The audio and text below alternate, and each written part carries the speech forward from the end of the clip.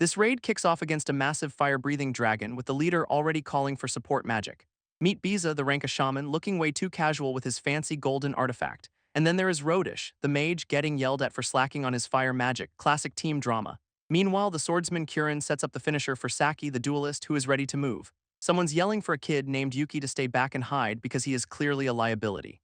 And there is our boy Yuki, an F-rank with no job, basically a professional backpack haver for this A-list party.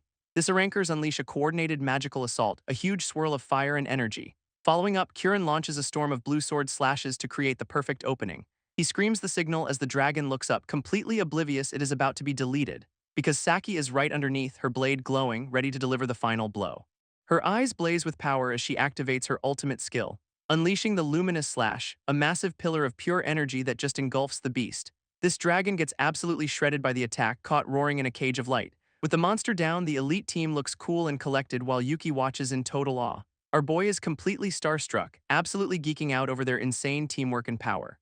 Then we get a quick lore drop. Dungeons have been a problem for decades and adventurers are the solution. But now old and forgotten dungeons are going berserk, spawning new threats all over the world. To make things worse, most adventurers are just in it for the cash, not for actually clearing the dungeons.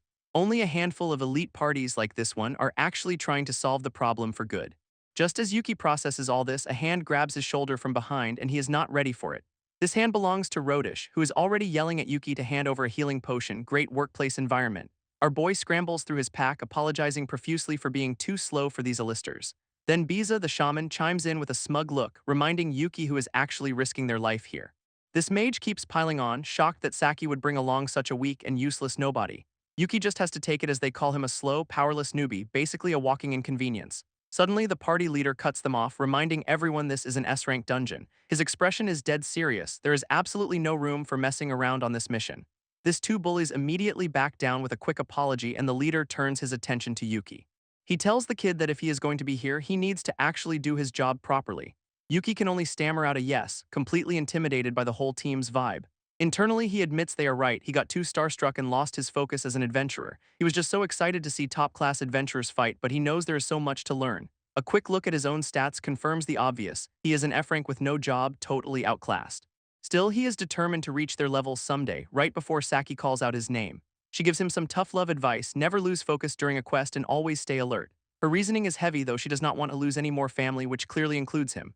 Yuki looks down, thinking he feels the exact same way about not wanting to repeat a past tragedy. We flash back 2 years to a massive disaster where a whole district collapsed from a dungeon outburst.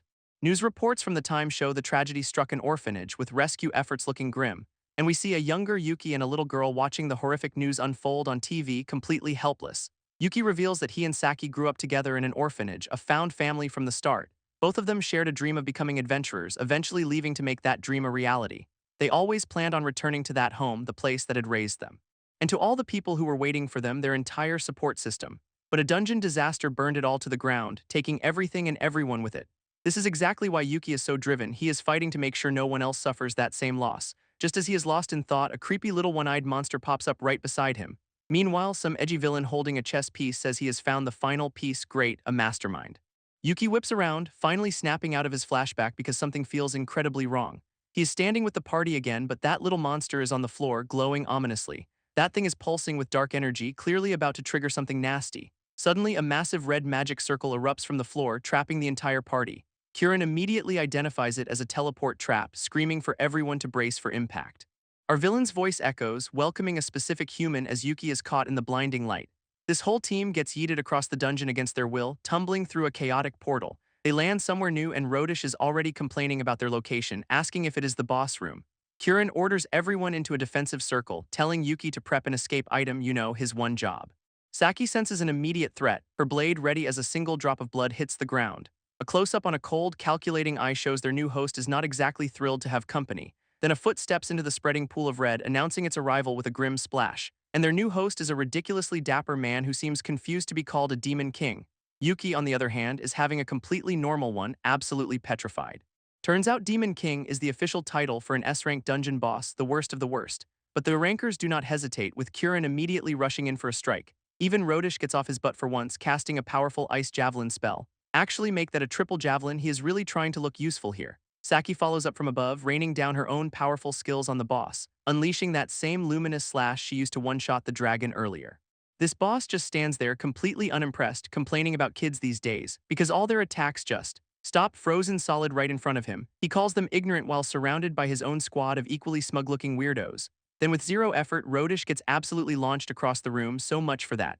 One of them, a smug elf girl, just giggles at the chaos she is clearly enjoying. And she points out that an extra something got dragged along with the party, eyeing Yuki. At the same time, a cat boy with a serious grudge launches a flying kick, smashing right into Kieran, who is barely holding his ground against the new threat. Another two pop up, a guy in a hoodie and glasses and his partner, and this top hat wearing villain tells them playtime is officially over. A massive, ominous red magic circle starts glowing under their feet, announcing the Demon King's grand arrival, as if this guy was not already enough of a problem. This Arankers are getting completely pinned down by some nasty red and black magic, and Yuki is watching the whole beatdown happen, totally horrified, all while the Demon King soaks it in, powering up in a column of pure evil energy. His eyes glow with absolute confidence, he is not even breaking a sweat. Meanwhile, his whole squad of weirdos just stands there completely unbothered. Yeah, they are just chilling while their boss flexes on these so-called elites. This Demon King stands triumphant, looking like he has already won this fight. Saki realizes they are about to get completely wiped out if something does not change. She cannot even see an opening in his defenses, just a wall of creepy red eyes. Yuki knows that if this keeps up, his entire party is going to be annihilated, but he refuses to let another tragedy happen, not on his watch. He digs into his pack, determined to do anything as an adventurer. Pulling out a strange device, our boy suddenly looks like he has a plan. He clicks the trigger and it starts glowing with some serious golden light. Suddenly, a massive, intricate clockwork mechanism materializes out of thin air. Yuki activates a return sequence, and his teammates are just staring in shock. A countdown begins as a huge golden clock face forms around them. Then our F-rank porter points a glowing blade right at the boss, calling him out. He declares he is the Demon King's new opponent, a pretty bold move for the backpack guy, and the Demon King just smirks, suddenly very interested in this little development. This party's mages are screaming at Yuki not to move, warning he will be outside the escape range. Saki is absolutely losing it, yelling his name as Kieran watches with grim understanding. Then it clicks for her, this was his plan all along. As the countdown continues, she and Kieran get yanked away by the light, reaching back for him, but it is too late. Yuki looks back, a little surprised by their last-second actions, and now he is all alone, facing down the Demon King's entire squad by himself. Kieran gives a grim nod of approval while Saki is still in full-on panic mode. This catboy villain realizes they have been played and he is not happy about it. So he does what any well-adjusted henchman would do, punches the floor in a fit of rage. Even the Demon King asks what our boy is plotting as the clock ticks down to 2. Lying on the ground, Yuki just smirks and says the plan should be pretty obvious by now. He reaches out with the device, triggering the final part of his gambit. With 1 second left, the Demon King finally pieces it together, looking intrigued. Saki's terrified face flashes by, along with memories of the people he is trying to protect. Because his whole plan is about one thing, figuring out how to finally take this guy down. He crushes the escape device in his hand, shattering it completely. From the escape portal, Kieran calls it a splendid decision, high praise from the team leader. This clock hits 0 and the golden return magic shatters into nothing. His team is whisked away to safety, trapped inside the fading light. And Yuki is left behind, coughing up blood as Saki screams for him one last time. Yuki's already bleeding from the backlash, but he has got this look of grim satisfaction. Saki's final, desperate scream echoes as the golden light finally whisks her away to safety. And just like that, he is completely alone, kneeling before the Demon King and his entire entourage. This boss just smirks, mockingly asking if this was really his grand plan to win. Our boy, spitting up blood, confirms it, explaining that the others are the real high rankers. His whole gamble is that if they live, they will eventually come back and clear this dungeon for good. This only thing he feels bad about is leaving Saki to deal with the aftermath alone, which the Demon King finds absolutely hilarious, a human throwing away his life for the future. He calls the move magnificent madness, clearly impressed by the sheer nerve of this kid. Then instead of killing him, the boss extends a hand and offers him a deal. Yuki is understandably confused because what could he possibly have to offer? This guy just flashes a fanged smile and confirms he is being totally serious. His big offer is for Yuki to join his crew and help them conquer other dungeons. Our boy is floored, asking why monsters would even bother with something like that. Because according to the Demon King, they are the ones constantly under threat from human invaders. Yuki immediately calls BS in his head. That is a pretty bold claim coming from a dungeon boss. This guy insists they have no beef with humans as long as people stay out of their territory. He even brings up the dragon Saki killed earlier as an example of monster casualties. This whole time, Yuki just assumed the dungeon was dangerous because it was S-rank. But the Demon King's actual goal is to absorb other dungeons to get strong enough to defend his home. This Demon King explains his whole motivation is to prevent any more tragedies from happening to his people. That one word, tragedies, hits Yuki like a truck, echoing his own painful past. It suddenly clicks that this guy's just like him, asking if he'd sacrifice other dungeons to protect his own. And the boss confirms it without hesitation, saying he'd even team up with humans for his followers' sake. Yuki flashes to Saki's face, remembering that fierce, unconditional loyalty you only have for family. He clenches his fist, offering a counterdeal. If he helps, the Demon King has to swear to only repel humans, not kill them. But the boss explains they are stuck here anyway, so getting stronger just means humans will learn to stay away on their own. Yuki's still not sold, so the Demon King gives him a simple choice: trust me or die right now. On top of that, his death means countless more humans will perish in this unchecked dungeon.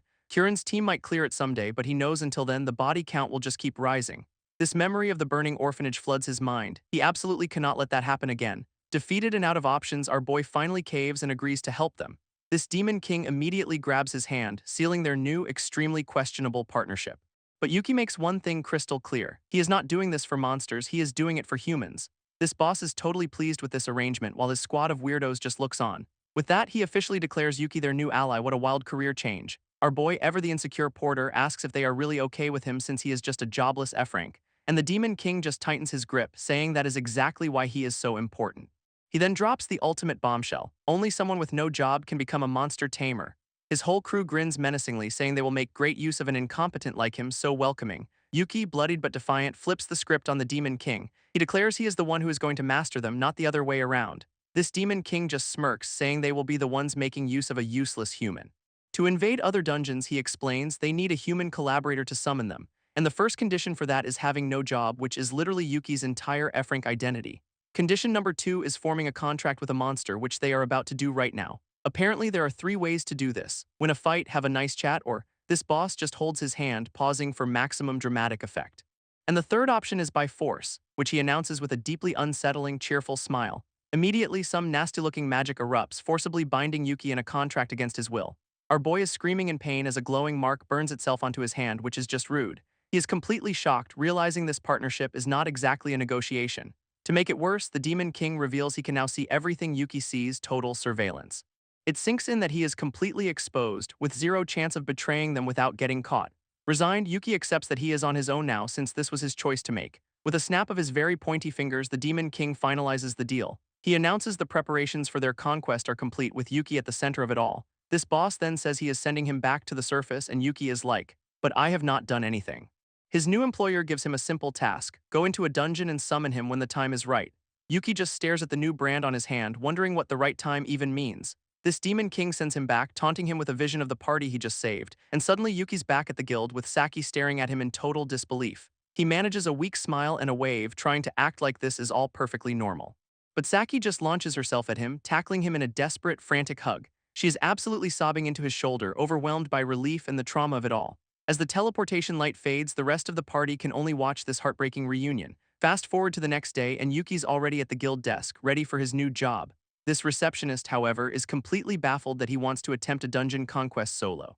Our boy immediately hits a wall of red tape, realizing this is going to be harder than he thought. She gets serious, explaining that there has been a recent problem with certain adventurers. A lot of them are just farming dungeons for treasure instead of actually trying to clear them. Because of these greedy scrubs, monster rampages have been happening way more often. So to stop this, the guild put all dungeons under strict entry restrictions, no more free-for-alls. Yuki just stares at the forms, his grand plan already getting strangled by bureaucracy.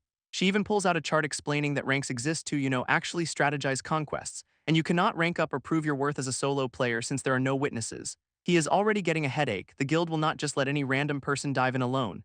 Besides, she says, the only people who go solo are shady types hoping for a lucky break.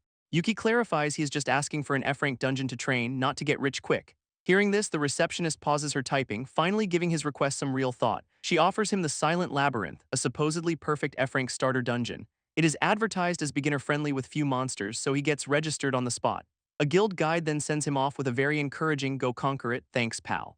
This dungeon's strict security is a single red button, which does not exactly inspire confidence. Suddenly, the Demon King's voice pops into his head asking what a neglected dungeon is. Yuki flinches, realizing his new boss has a direct, non-consensual line into his thoughts. His employer calls telepathy a basic monster tamer skill, while Yuki has a full-blown panic attack. He quickly realizes it is an automatic skill, which is handy but also incredibly invasive. This Demon King explains that neglected dungeons are just places humans have abandoned. Apparently, adventurers only bother with dungeons that have good loot, leaving the others to rot. This means the monsters inside are just left to breed without any kind of population control. Eventually, these places get so overrun with monsters that they are expected to just collapse.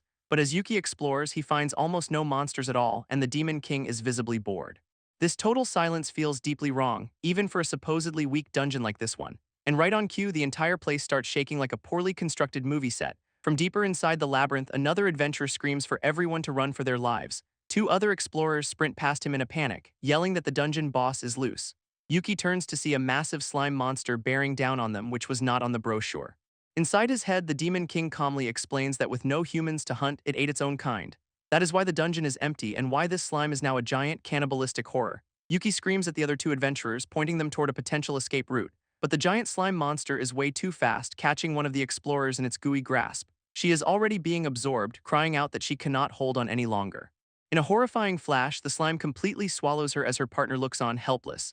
Her terrified face is the last thing they see before she is totally submerged in the green gunk. Desperate, Yuki asks the Demon King if summoning him would work but gets a hard no. This backlash would kill her anyway, which means that brilliant plan is already dead in the water. Meanwhile, the woman is still conscious inside the slime, which is just an awful way to go.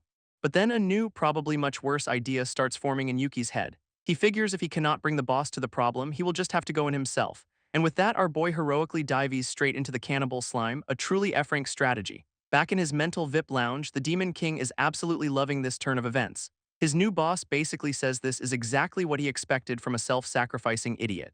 Because Yuki will always choose to save who he thinks he should, no matter the personal cost. As Yuki finally reaches the woman, the Demon King confirms that is just the kind of man he is. Holding her, Yuki glares at the brand on his hand and declares that the right time is now. He unleashes the summoning for Liber, the Demon King, as red energy explodes from his body. This boss's voice echoes his approval as the magic surges from Yuki's hand. And just like that, Liber appears behind him, agreeing to let Yuki be his master for this fight. This summoning is complete, with the Demon King ready to throw down, called forth by his new F-rank collaborator. This backlash from the summoning hits Yuki instantly, and he is in agony just holding the woman up. He feels like his insides are on fire, with blood literally weeping from his eyes from the power overload. Behind them, Liber casually tells his new human battery not to break on him mid-cast. This Demon King seems a little underwhelmed, complaining this is all the power he can channel through an F-rank. But then he gathers a frankly ridiculous amount of chaotic energy, preparing to unleash it all at once. Together, they launch a spell called Chaotic Wolf, Dawn, with Yuki as the focusing lens for destruction. A massive beam of pure purple magic erupts from their hands, heading straight for the slime boss. And just like that, the cannibal slime is completely vaporized, leaving nothing but a few splatters on the wall. Staring at the absolute devastation, Yuki realizes that was not just a simple attack spell. This woman he saved is completely horrified, calling the display of power utterly terrifying. She even corrects herself, it was not an attack, it was a full-blown natural disaster. Her partner can only stare at Yuki, totally stunned by what he just witnessed. He finally snaps out of it, pointing out Yuki's bleeding all over and needs to get out of there fast. Our boy just looks confused for a second before the adrenaline finally wears off and he collapses. His vision blurs as he passes out, the strain of channeling a Demon King finally taking its toll. Yuki is left completely unconscious on the dungeon floor, his rescue mission a very painful success. A few days later, he has been summoned back to Liber's throne room in the Endless Abyss dungeon. He is staring at his new adventure card, shocked he ranked up to E rank while passed out in a hospital bed. Turns out the two adventurers he saved carried him out and filed the report, making him feel like he was the one who got rescued. Liber, meanwhile, is just sipping wine, asking why Yuki's so gloomy when this clearly calls for a celebration. Yuki's not really feeling the party vibe, pointing out he just called for help. Liber immediately corrects him, calling was the only asterisk thing his pathetic human body could do. He points out that in the heat of the moment, Yuki refused to abandon that woman. Walking down the steps, the Demon King praises him for seizing that reckless option without a second thought. Liber then offers him a glass of wine, admitting that is the kind of self-destructive strength he actually likes. Our boy just awkwardly accepts the drink because what else are you gonna do in this situation? But his new boss warns that constantly flirting with death is a bad look, so he is getting a new summon. And just like that, he is introduced to Elvina, his very own personal undead maid. Yuki tries to be smooth, commenting on how cool-headed she is, which is a massive understatement. Elvina, however, completely misreads the room, thinking his awkward staring is love at first sight. She then clarifies there is no heartbeat to get excited because, she is undead. This three of them just stand there, looking like the universe's most dysfunctional power trio. When Yuki asks if this is all okay, Liber's only answer is that he is stronger, which solves everything apparently. Elvina chimes in that her last line was an undead joke in her quest to be a relatable maid, bless her non-beating heart. Her first lesson for Yuki is simple: level up so he does not explode next time he summons the big guy. To demonstrate, a bunch of fire monsters immediately swarm them in this new training dungeon. Elvina just casually winds up and punches a fire elemental into oblivion, problem solved. Standing over the fiery remains, she reports the threat is gone, leaving Yuki to process how op she is for an E-rank zone. She strikes a victory pose, explaining this is just basic service for a capable maid. A small smile crosses Yuki's face as he remembers a clingy kid from his orphanage, seemingly accepting his new bodyguard. This memory hits him of that same girl from the orphanage, asking if he thought she was awesome. He smiles, admitting it brings back memories, but the nostalgia is cut short, because he is suddenly getting spammed with level up notifications and he cannot make it stop. Elvina asks if complaining about leveling up is some kind of living person joke she is too dead to get. Yuki realizes that compared to the Demon King, he can keep his new undead maid summoned for way longer. She confirms Liber is a special case, requiring so much mana that the last summoning was basically a free trial. And yeah, looking back, Yuki admits they really only managed to get the guy's asterisk fingers into the mortal plane. In stark contrast, she presents herself as the budget-friendly option, complete with a sale sign, a must-buy for any aspiring tamer. Our boy just smiles, genuinely telling her she is already a massive help. She gets a little flustered by the praise, hiding behind her totally professional marketing materials. This gives Yuki a new perspective. It is not just about raw power, but also mana efficiency. They finally reach the boss room, with Yuki noting the door looks pretty damn heavy. But Elvina just gives him a look, asking if he knows the proper etiquette for this situation. And then she just punches the entire door off its hinges with explosive force. Striding into the room, she calmly explains that you always knock, which is one way to interpret what just happened. Inside, a massive knight with a flaming sword looks up, clearly not expecting company. Elvina politely announces their presence with a simple "excuse us." Then she drops to her knees, asking the boss to please become their offering. This knight, understandably confused and angry, raises its flaming sword to strike her down. Yuki panics, drawing his own sword and yelling for it to wait, thinking his new maid is about to get herself killed. Yuki spots the boss's sword, realizing its holy flame is unlike anything they have seen so far. Screaming her name, he dives to shove Elvina out of the way of the incoming strike. This holy blade just misses her as Yuki tackles his undead maid to safety, a close call. Elvina just looks on, mildly surprised by her master's sudden act of heroism. After checking she is okay, she praises him for his quick thinking, ever the professional. She then asks how he knew the sword was packing holy element fire, which is basically kryptonite for her. Our boy just shrugs, saying it looked completely different from the usual dungeon fire. It actually reminded him of the light magic his friend Saki uses, a pretty sharp observation. Elvina confirms his suspicion. Yep, that kind of power is an undead's worst nightmare. She jokes it makes her dead heart race, while Yuki yells that they need to run, not make undead puns. But the night boss has other plans, preparing a massive spell from its fiery throne. A fire circle sanctuary erupts around them, trapping the duo in a blazing inferno. Elvina points out this boss, much like Liber, has no intention of letting them just walk away. Yuki's first thought is to call in the big guns, eyeing the summoning brand for the Demon King. But a quick mental reminder hits. His mana can only support one summon, and Elvina's already on the field. Accepting the hard truth, he tells her it is down to just the two of them now. She is genuinely impressed, noting that a tamer fighting on the front lines is a pretty rare sight. With total confidence, Yuki just calls her his partner, solidifying their new dynamic. Totally fired up by his trust, Elvina agrees and squares up for a brawl, maid dress and all. Yuki declares it is time to show this boss what all that grinding was for as they prepare for battle. Elvina gets a deadly serious look, ready to throw down herself if she has to. Standing in the inferno, Yuki suddenly remembers something important from all that level up spam. He pulls up his status, realizing he should have gotten exactly one new skill from the grind. And there it is, the incredibly named Machine Gun Evil Eye, a skill that sounds both awesome and stupid. His vision suddenly fills with light as he stares down the Holy Knight. This new eye skill instantly analyzes the boss, revealing its fire holy attribute is super effective against dark types. As Elvina asks what is up, his analysis confirms she is a dark attribute, basically walking into a woodchipper. A massive danger alert flashes as the knight prepares to unleash a devastating attack. With a volley of holy fire raining down, Yuki screams for them to dodge. He yanks Elvina out of the way just in the nick of time, saving her from getting vaporized. Catching his breath, Yuki explains his new power lets him see enemy stats and threat levels. Elvina just calmly explains that is a basic tamer skill for seeing a monster's true nature, thanking him anyway. But their little chat is cut short as the knight winds up for another fiery assault. With Yuki now playing spotter, Elvina can finally go on the offensive. She charges head-on, closing the distance to the boss in a flash, and our undead maid delivers a flying kick straight to the knight's shiny helmet. Her logic is simple. With him watching for danger, she can focus entirely on attacking. This knight just stands there completely unfazed by the direct hit. Yuki is absolutely stunned that the attack even landed, let alone did nothing.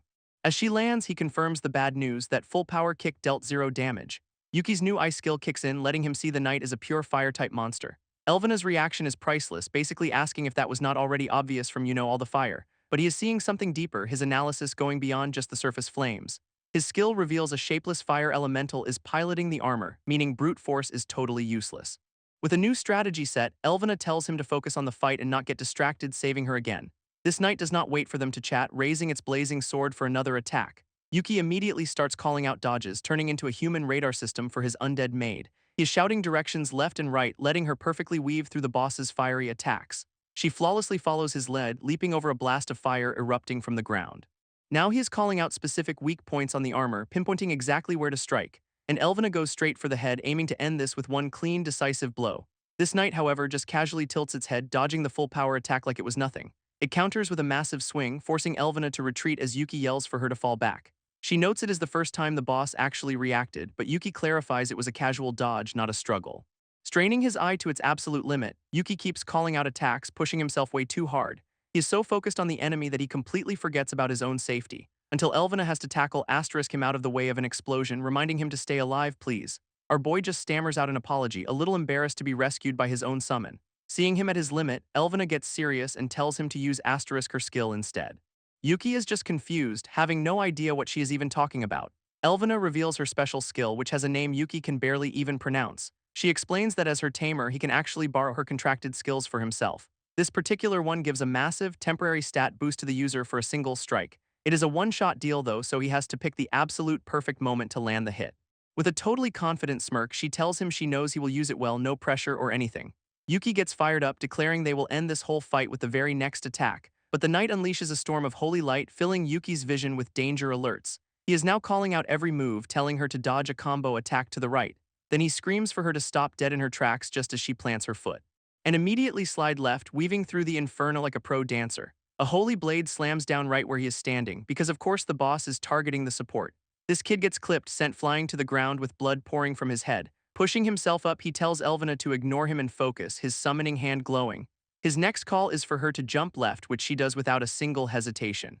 Then Yuki slams his hand over his eye, activating the skill and bathing Elvina in pink light. She rockets into the air, channeling all that borrowed power into a single, devastating dive kick. This impact is absolutely insane, shattering the entire arena floor in a massive shockwave. After the dust settles, the Holy Knight is just slumped against the wall, completely wrecked.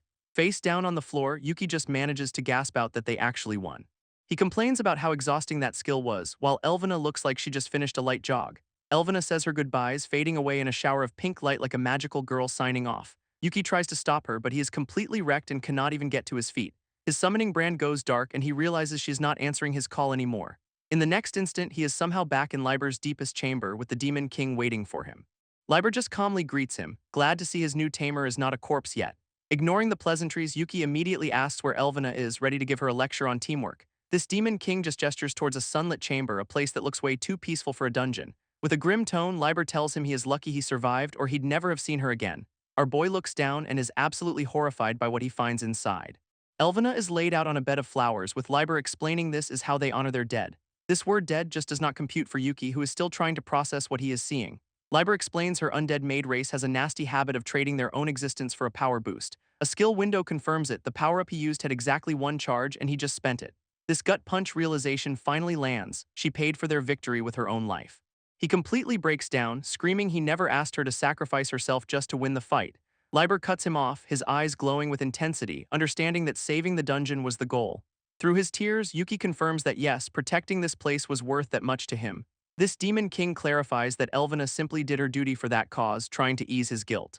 In a surprising move, Liber takes full responsibility for her death, claiming it as his burden as king. But Yuki refuses to let him, staring at her resting place and insisting the blame is his alone. Crushed by guilt, Yuki blames himself for not seeing the true cost of Elvina's plan. This failure brings back memories of being too weak to protect someone else before. He just breaks down, convinced his weakness is the reason this happened all over again.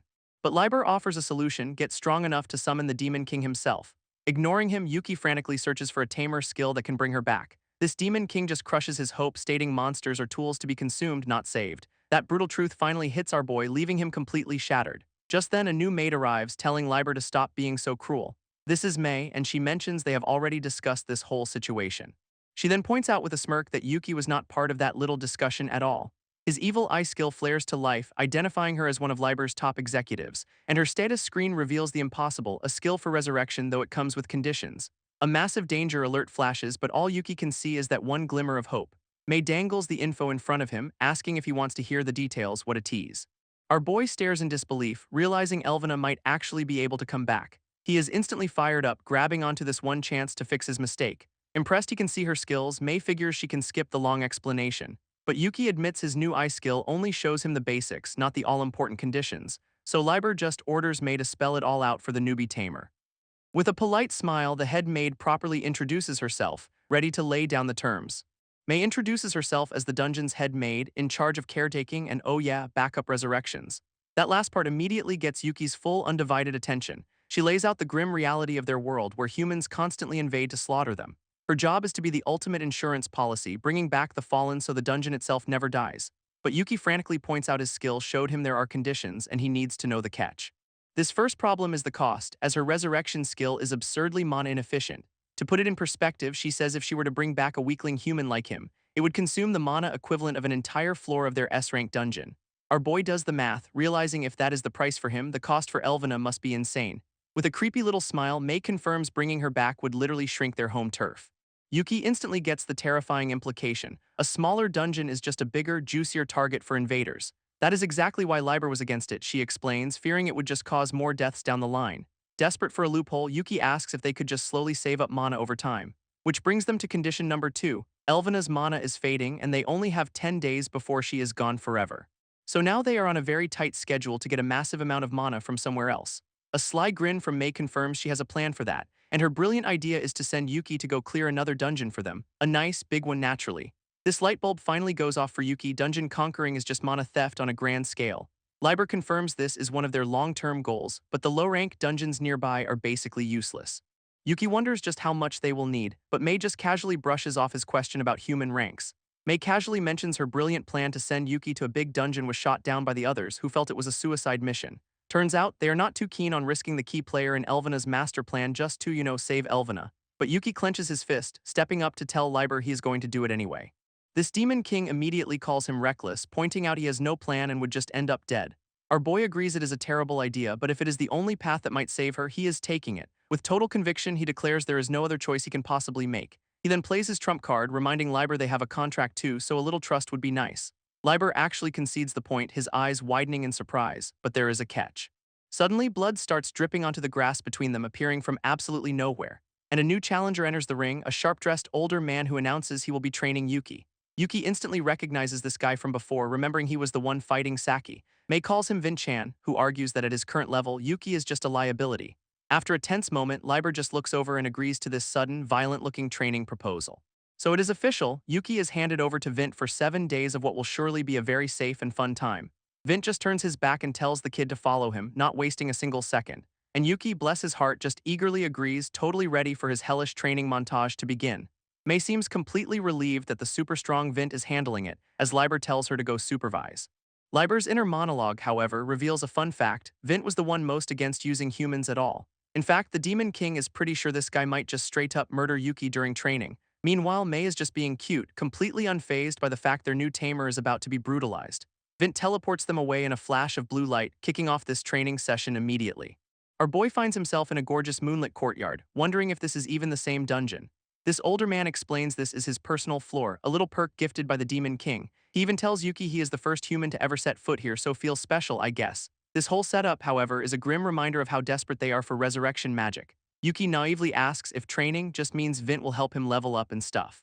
But Vint just scoffs, explaining that human leveling is just them stealing mana from monsters. He lays out the truth of their world: adventurers are just thieves damaging the dungeon's very core. With his eyes glowing, Vint drops a bombshell. Yuki cannot level up here because he is on their mana network. This finally clicks for Yuki, who then asks how the hell Vint plans to train him without that. A sword suddenly flies at his face and he just barely manages to catch it.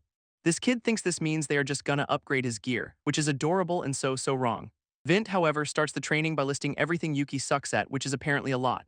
This brutal lecture continues, calling him out for having no skills, no knowledge, and zero talent. Stunned by the hostility, Yuki asks what the hell is going on all of a sudden. His new trainer clarifies that if he wants Elvina back, he needs to build everything from scratch. Then Vint unleashes a storm of attacks, declaring Yuki needs every last bit of strength he can get. Yuki can barely keep up, realizing if he stops to think for even a second, he is done for. Dropping his sword, Vint warns him that being this weak with everyone's fate on his shoulders is unacceptable. Our boy realizes Vint might actually be trying to kill him, despite the denial in the text bubble. Vint clarifies that if Yuki cannot keep up, he will just give up on him, a very polite way of saying I will kill you. In fact, he thinks it would be way better for the dungeon if Yuki just died right here. Our boy grips his sword, asking if his life really means that little to them. With that, Vint lunges, saying the first lesson is to survive for 3 hours by constantly slipping past death. This two immediately clash, Yuki desperately trying to hold his ground against the absolute onslaught.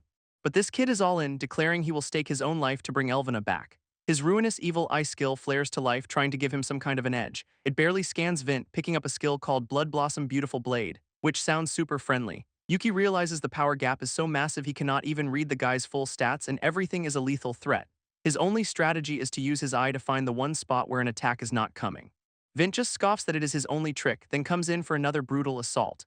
A massive slash of energy barrels towards Yuki, who can barely even process the danger alert. He somehow manages to dodge the flurry of attacks, earning a condescending "you can dodge a little" from his trainer. But Vin immediately follows up, calling his movements sloppy and full of wasted effort. And Yuki is just getting completely overwhelmed, barely deflecting another blow. His attempt at a counter is shut down instantly, with Vint just grabbing his arm to stop him cold. This old man taunts him, saying he cannot even buy himself a few seconds of breathing room. Another kick sends him flying as Vint lectures him on his slow decision-making. He explains that thinking after an attack is like politely asking your killer to wait a moment. Overwhelmed and cornered, Yuki knows he has to find an opening in the next strike or it is all over. Putting his new survival strategy to the test, Yuki lunges forward with a desperate attack, but Vint just casually parries it, stating that going on offense will not change the outcome at all. A single, effortless slash sends our boy absolutely flying across the courtyard. His trainer's only reaction is a deeply uninspired "hum," which has to be just devastating. Vint then offers the most backhanded compliment ever, admitting his movements are slightly better. And Yuki explains he is using his eye to see Vint's blade and find the most efficient way to block. Turns out his eye skill can actually copy a monster's movements for a split second. This finally gets Vint's attention, realizing the kid is actively analyzing, not just reacting. Of course, he immediately follows that up with a classic, but it is still not enough. This old man explains their fundamental builds and sword styles are on completely different planets. And then the most terrifying realization of all starts to sink in for Yuki. Vint has been holding back this entire time, basically just toying with him for years of experience. Our boy is completely wrecked, his body screaming with danger alerts from every direction. His eye confirms Vint's last move used 0 mana, just pure terrifying skill. Even knowing that, Yuki just grits his teeth and decides he just has to catch up somehow. Vint seems intrigued by this, ready to see if it is genuine courage or just plain stupidity. Finally getting serious, he declares it is time for the real test to begin, and he unleashes a blood-red skill that just screams you are about to have a very bad day. Yuki's entire vision is flooded with danger alerts, completely blinding him to any possible opening. He realizes he does not need to know what is dangerous, he needs to find the one spot that is not. Instead of just seeing danger, Yuki forces his eye to change focus, demanding actual skill data. He is actively ignoring the death alerts, trying to find information that will actually save his life for once. Vint then unleashes his Blood Blossom Beautiful Blade, a lovely-sounding skill that turns blood into a shredding vortex. His trainer just calmly announces the name of the attack that is about to turn Yuki into a fine red mist. With his eye glowing, Yuki gets a clean little cut right before the main event kicks off, and the attack just completely engulfs him in a massive, brutal explosion of energy and shattered stone. After the dust settles, Vint just stands there with a tiny scratch, looking profoundly bored by the whole exchange. He looks down at Yuki's motionless body with a single, devastating "hum," the ultimate sign of disappointment. But then our boy jolts awake in a comfy bed, extremely confused about the whole not being dead thing. Vint is just chilling in a chair nearby, casually telling him he has finally woken up from his near-death nap. Without missing a beat, the old man closes his book and tells him to get up and follow him. Yuki is still trying to process how he took that insane attack head-on and did not just evaporate. Vint explains that May healed him, and since he was only mostly dead, it was a mana cheap fix. What really mattered, though, was that last-second move where Yuki tried to imitate Vint's own technique. This fact that the kid had the guts to try and steal his moves in that final moment actually impressed him. That desperate gamble made Vint curious enough to see if there is more to this human than just blind courage. So now he declares, it is time for the proper training to begin, a phrase that is never ever good news. This proper training apparently involves a room absolutely packed with a welcoming committee of angry monsters. Our boy's face just screams, "You have got to be kidding me," as he stares into the monster mosh pit, and Vint just tells him to handle this small army lightly, because of course he does. Yuki grips his sword, admitting he never thought he'd actually get used to this whole situation. Which, as it turns out, is the grim acceptance that dying has become a totally normal part of his day.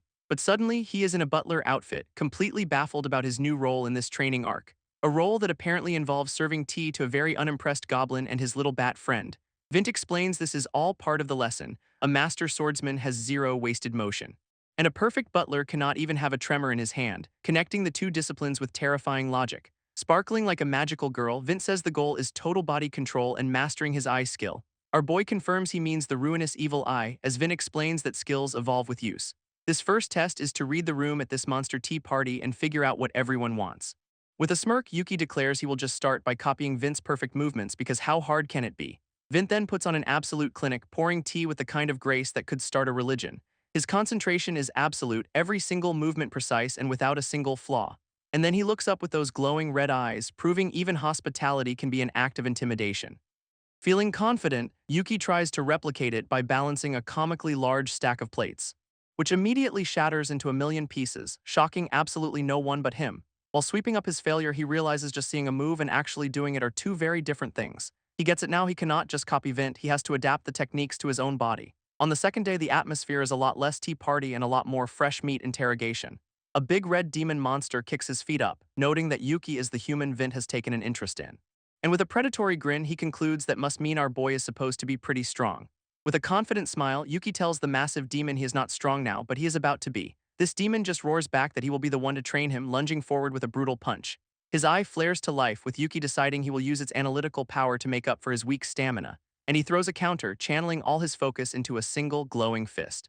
It connects right in the demon's gut as he tests the movements he has been observing from the others. By day 4, the training has somehow devolved into him serving a purple lizard monster. A quick scan reveals its status ailment is just chilled, a surprisingly low-stakes problem for a dungeon. So Yuki tucks the lizard in, realizing he has to analyze and predict to stay ahead of these tasks. He even turns on the charm, asking if his new reptilian friend wants something warm to drink. Which leads to this bizarrely wholesome bonding moment, because good communication is key, I guess. As he pours a drink, our boy finally starts to understand the method to all this madness. He now sees why Vint chose this butler boot camp over just another round of getting beaten up. On day 6, the next customer is a cute little bat whose only status is hungry. Yuki prepares a fancy meal, ready to predict its needs and move with perfect grace. But the bat just ignores the food and latches right onto his neck for a little snack instead, leaving him passed out on the floor while a pop-up helpfully explains the bloodsuck skill. Finally, on day 7, he is serving Vint himself, his movements now steady and controlled. He presents the tea with a proud grin, asking his mentor for the final verdict, and Vint delivers the most backhanded compliment possible. The tea is bad, but his manners are passable. After a week of combat and tea parties, Yuki feels like he has somehow survived the first phase. Yuki thinks he has finally, barely reached the end of this insane training phase, but Vint stomps that hope out, announcing the real end is just getting started now. His mentor immediately activates that Blood Blossom Beautiful Blade skill again just to set the mood. Yuki recognizes the attack that nearly vaporized him last time, bracing for round 2. Vint notes that our boy can now use his eye instantly, analyzing multiple possibilities at once. This old man tells him to stop imitating and make the skill his own this time, because otherwise the only possible outcome is a very permanent, very messy death. With his own eye flaring, Yuki says he already knows failure means he deserves to die. He focuses his full analytical power on Vint, trying to see past the overwhelming threat. His eye scans the skill, revealing it is an unblockable attack that requires preemptive interference to stop. Realizing he can see more detail than ever, Yuki gets ready for his big move. He finally understands how to channel the power through his own body, not just copy it. And with a roar, Yuki unleashes his own version of the Blood Blossom Beautiful Blade. This two identical, terrifying skills collide in a massive explosion of red energy. For a split second, he actually manages to parry Vint's blade, a shocking success. But the raw power difference is just too much, and he gets blown away anyway. Vint just calls the attempt disappointing, as Yuki realizes he was still one step behind. Lying in a pool of his own blood, all he can think is that he still has not saved Elvina. Coughing up blood, he screams at Vint not to be the one who decides his limits. Then he plunges his hand into the blood, ready to keep fighting on pure stubborn will. Channeling his own blood, Yuki unleashes his custom version of Vint's ultimate skill. His eye confirms it turns blood into a storm of unblockable blades that can only be countered, and Vint is genuinely shocked. The kid did not just copy the move, he actually remade it. Refusing to give up after one failure, Yuki pushes himself up from the floor. He bets everything on overwhelming Vint with a sheer barrage of attacks. Getting right in his face, our boy demands to know if this is finally enough to impress him. For the first time ever, Vint actually calls the move impressive, even saying Yuki's name. Barely standing, Yuki asks how he likes him now, clearly running on nothing but fumes. Vint immediately points out the massive flaw: he cannot spam the attack, which is a bit of a problem. Our boy just admits he is completely tapped out and starts to collapse on the spot. Just as he falls, Vint catches him, but his phone slips out of his pocket. Carrying him away, Vint says he still has a lot to learn, leaving the glowing phone behind. On the screen is a message from Saki. She has found the dungeon he was looking for. Meanwhile, someone is worrying if Yuki is actually going to be okay on this path. It is Saki, and she thinks a B-rank dungeon is way too dangerous for him. This dungeon itself is a B-rank with an unknown boss, which is never a good sign. Back in some kind of throne room, Vint announces their next mission, that exact B-rank dungeon. A smug, long-haired demon lord notes that Yuki must have gotten a lot stronger to be here. Vint gives his final verdict. His sword skills are now somewhat decent, a glowing review by his standards. But the demon lord scoffs, questioning how a lowly E-rank can even enter a B-rank dungeon. Yuki explains he is not here to clear the dungeon, he is just the pack mule for this little investigation. Back in the throne room, Mei asks Vint who exactly he is planning to make a contract with. Vint gets that classic villain look, ominously revealing his partners will be them, a reveal that makes both Mei and the Demon Lord question if the old man has completely lost his mind. Meanwhile, at the Adventurers Guild, Saki spots Yuki and gives him a cheerful wave. She immediately picks up on his new vibe, asking if he has started sword training, much to his surprise. After he apologizes for the tough request, she just brushes it off like it is nothing. In fact, she winks and says it is a relief to have a friendly face along for the ride. But their reunion is cut short by some spiky-haired dude calling out Saki's name. This guy and his two buddies are ready to go, but first they want to know who Yuki is. Saki just flatly tells them he is not in their party, which makes things a little awkward. This leader clarifies that Yuki is just some random volunteer from the guild, not a personal invitee. She quietly explains to Yuki that these guys are just glory chasers trying to ride her S-rank coattails. Getting right up in Yuki's business, the loudmouth assumes he must be in a rank to be with Saki. So Saki asks him to confirm, and our boy just admits he is an E-rank, asking if that is a problem. This guy absolutely loses it, screaming that an E-rank is obviously beneath them. His whole crew starts posturing, demanding Saki drop the dead weight and take them, a team of B-ranks instead.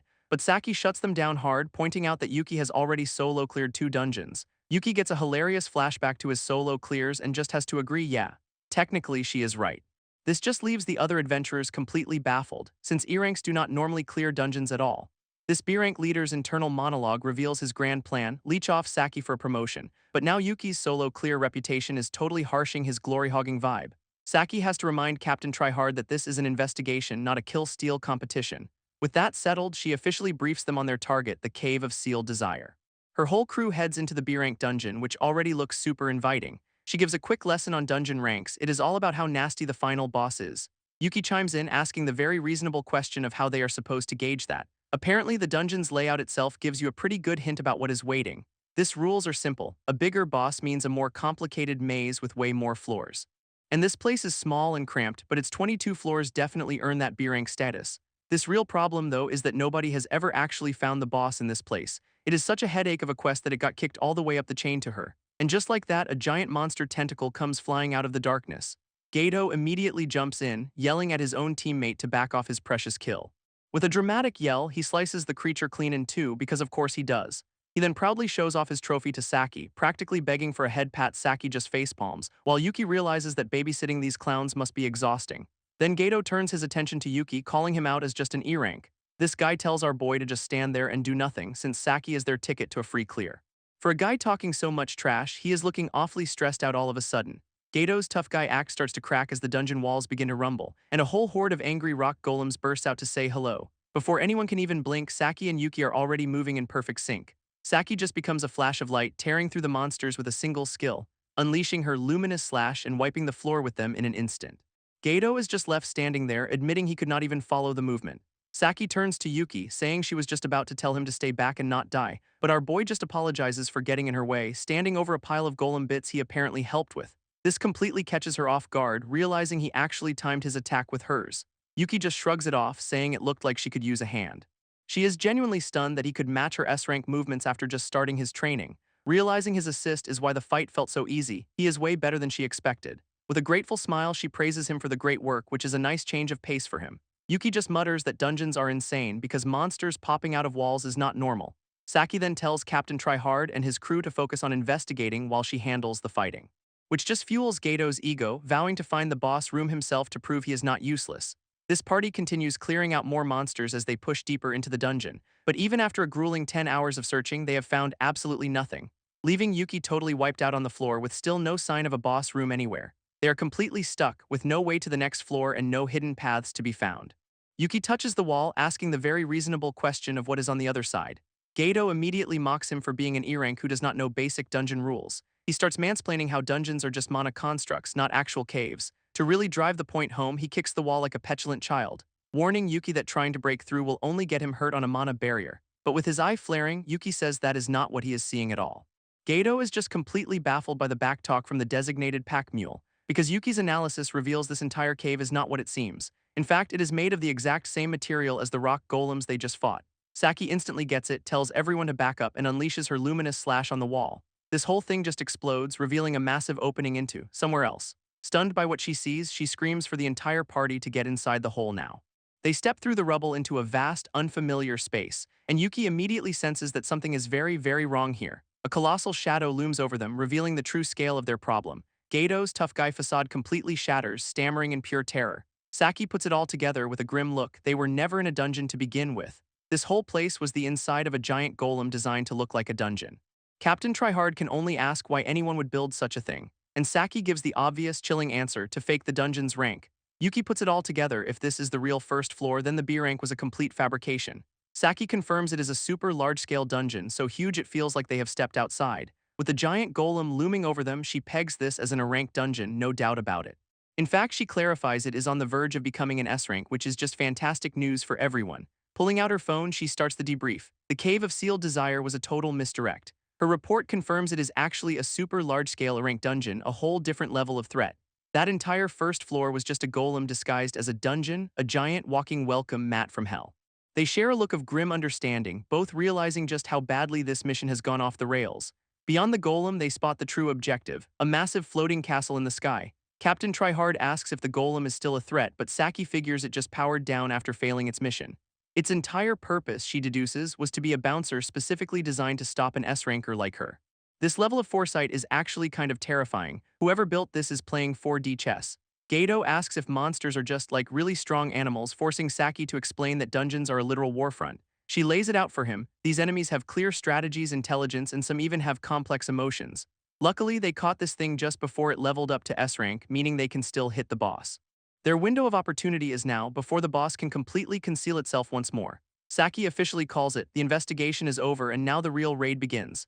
She then tells Captain Tryhard and his crew to pack it up and report back to the guild since the exit is right there. Our boy, however, plants his feet and refuses to leave, telling Saki he is staying. Totally surprised, she turns to him, asking if he is actually planning on coming along. Yuki's eyes lock on Saki, his decision made in an instant. She explains her grim logic. If she goes down, she needs a messenger to carry the intel back. Pointing right at him, she declares that out of everyone here, he is the only one she trusts. But Yuki just grabs his own collar, cutting her off with a look of pure determination. Saki leans in close, promising him that this is not a one-way trip, they are both going home. He just smiles back, completely on board with the absolutely insane plan. A flash of his past trauma reminds him why he is here. He is not letting anyone else die on his watch. So Saki just scoops him up bridal style because apparently walking is for chumps. Unleashing her Lumina's flight, she rockets them towards the castle, leaving the B-team in the dust. Gato is left completely blinded by the flash, just standing there like a confused bystander. His pride absolutely shattered, he swears there is no way he is just turning back now. Meanwhile, Saki and Yuki are literally flying express mail to the boss's front door. She announces they are taking the most direct route, which apparently involves a lot of property damage. With a massive crash, they smash straight through the castle's outer defenses. They land in the deepest part of the dungeon, where the mana is so thick you could chew it. A mysterious voice echoes through the chamber, surprised any humans actually made it this far.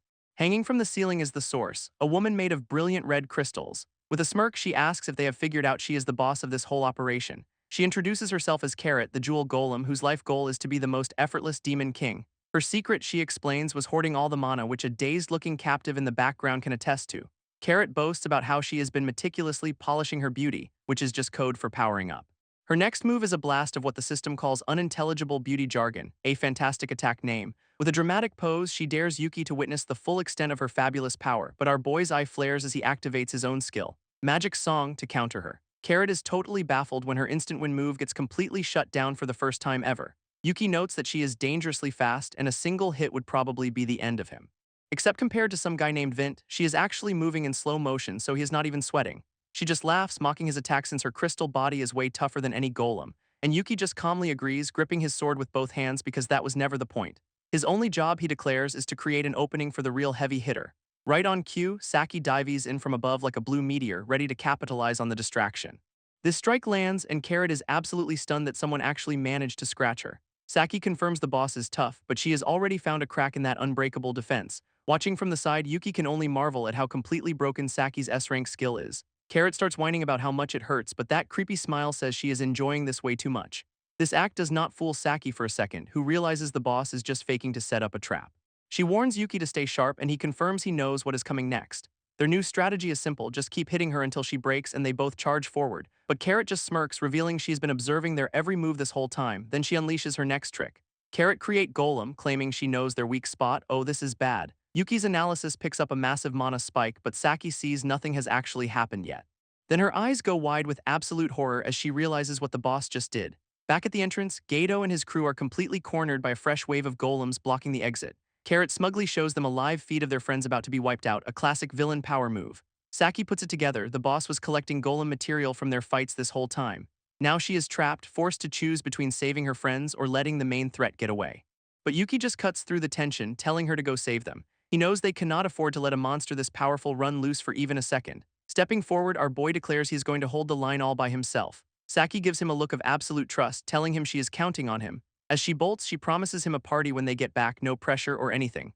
Carrot immediately starts mocking him, calling him a weakling left behind as a sacrifice.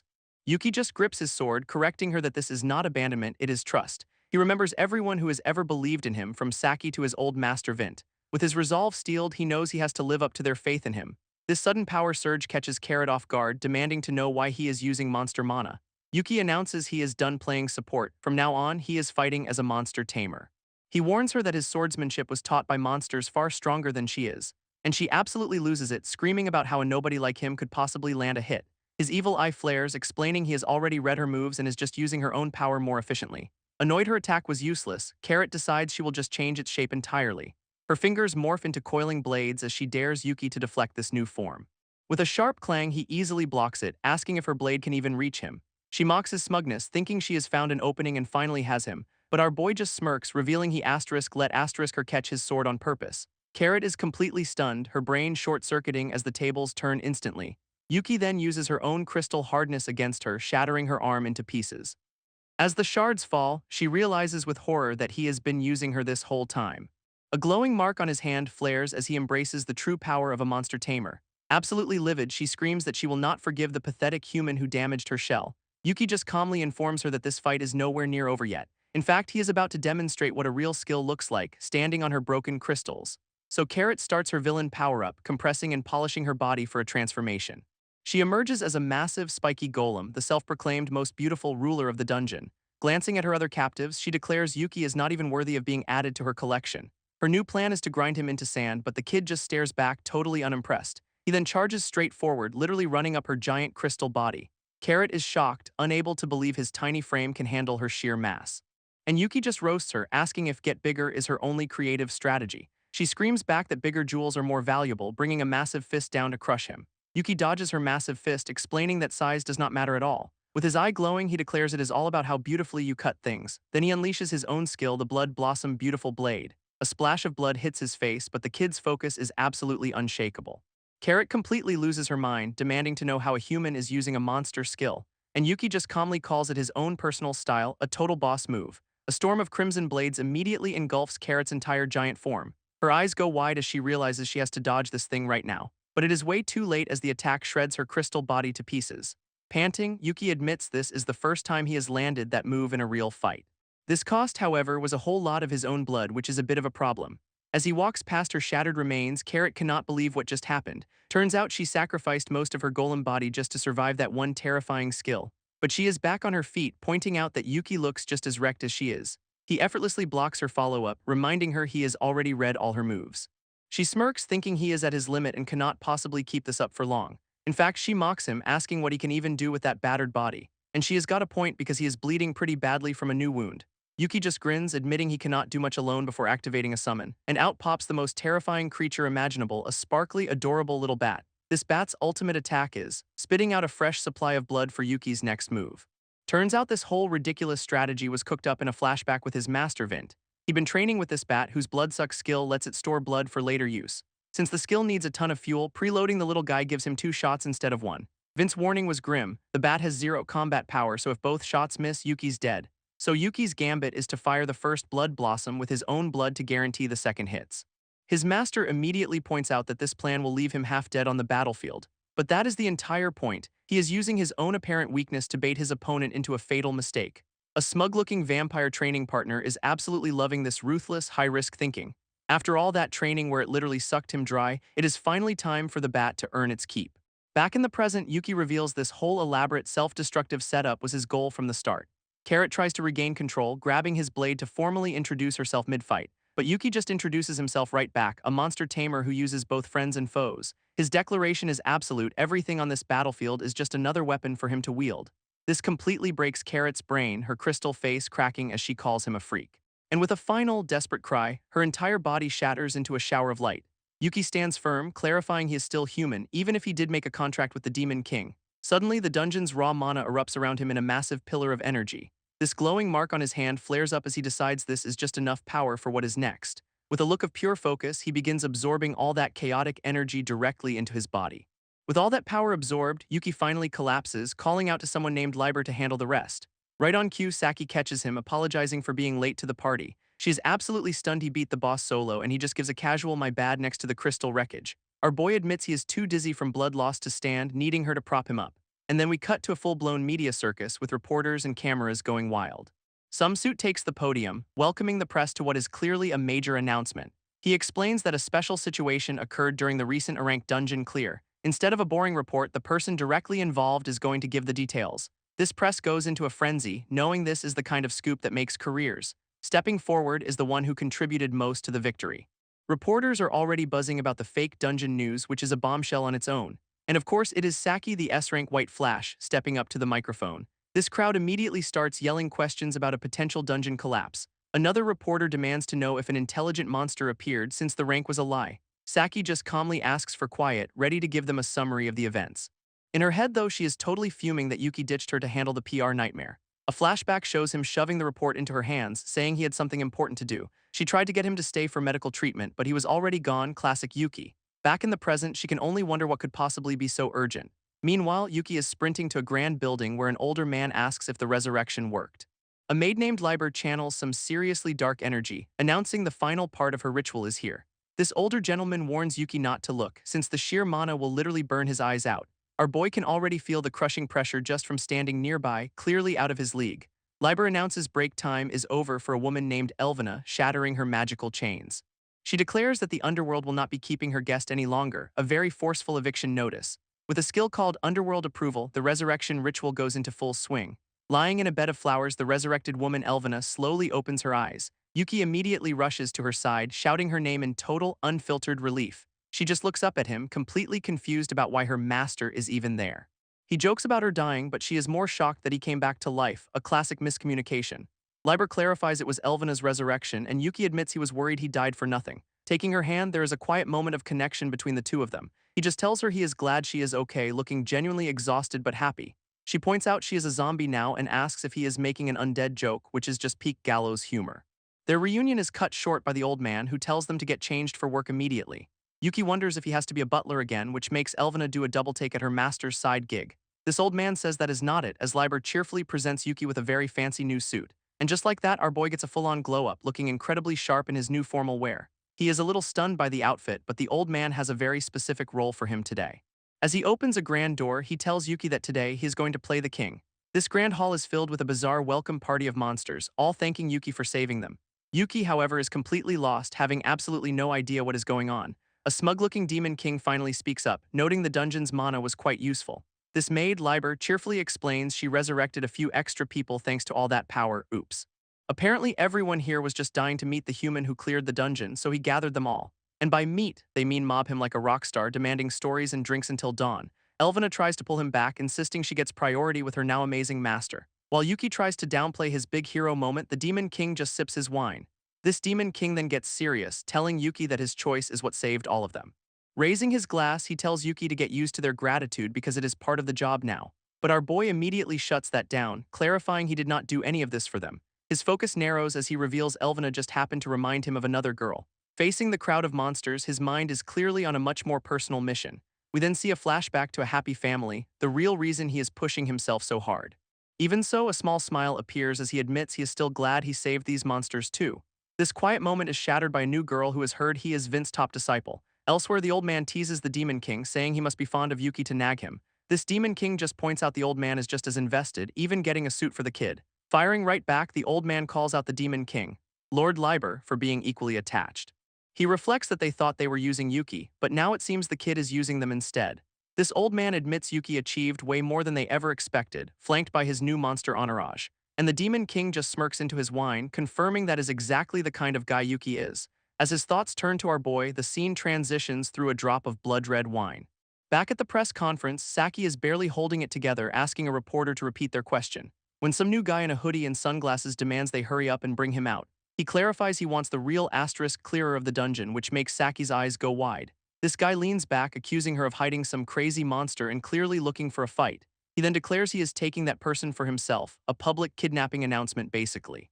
Cut to an alleyway where this same dude has cornered some poor informant, whose phone lies shattered. This guy, getting his face smashed in, blurts out that the person he is looking for showed up with Saki. Our new villain is completely bored, calling him another low-rank dud and complaining about the quality of help. In a desperate bid to save his skin, the informant finally screams out the name, Yuki. This hooded man checks a board of targets, finding Yuki's low-rank profile and grinning, he has found him. His victim begs for his life, insisting he has got nothing to do with this as flames erupt around him. But the villain's eyes glow, coldly informing him that loose ends cannot be left to talk. He then blames the guy for his own fiery demise, saying it is what he gets for having a loose mouth. And with that, the informant is completely incinerated in a column of fire. Problem solved, I guess. Meanwhile, in a jarringly peaceful scene, Yuki is just strolling along with a bouquet of flowers. He takes a deep breath, noting how strange it feels to be surrounded only by humans for a change. For just one day, he is trying to forget his chaotic monster crew and enjoy some peace. Good luck with that, buddy. Yuki arrives with a bouquet of flowers, explaining he is here to see some people. His destination is the Great Collapse Memorial, a park dedicated to victims of a past dungeon disaster.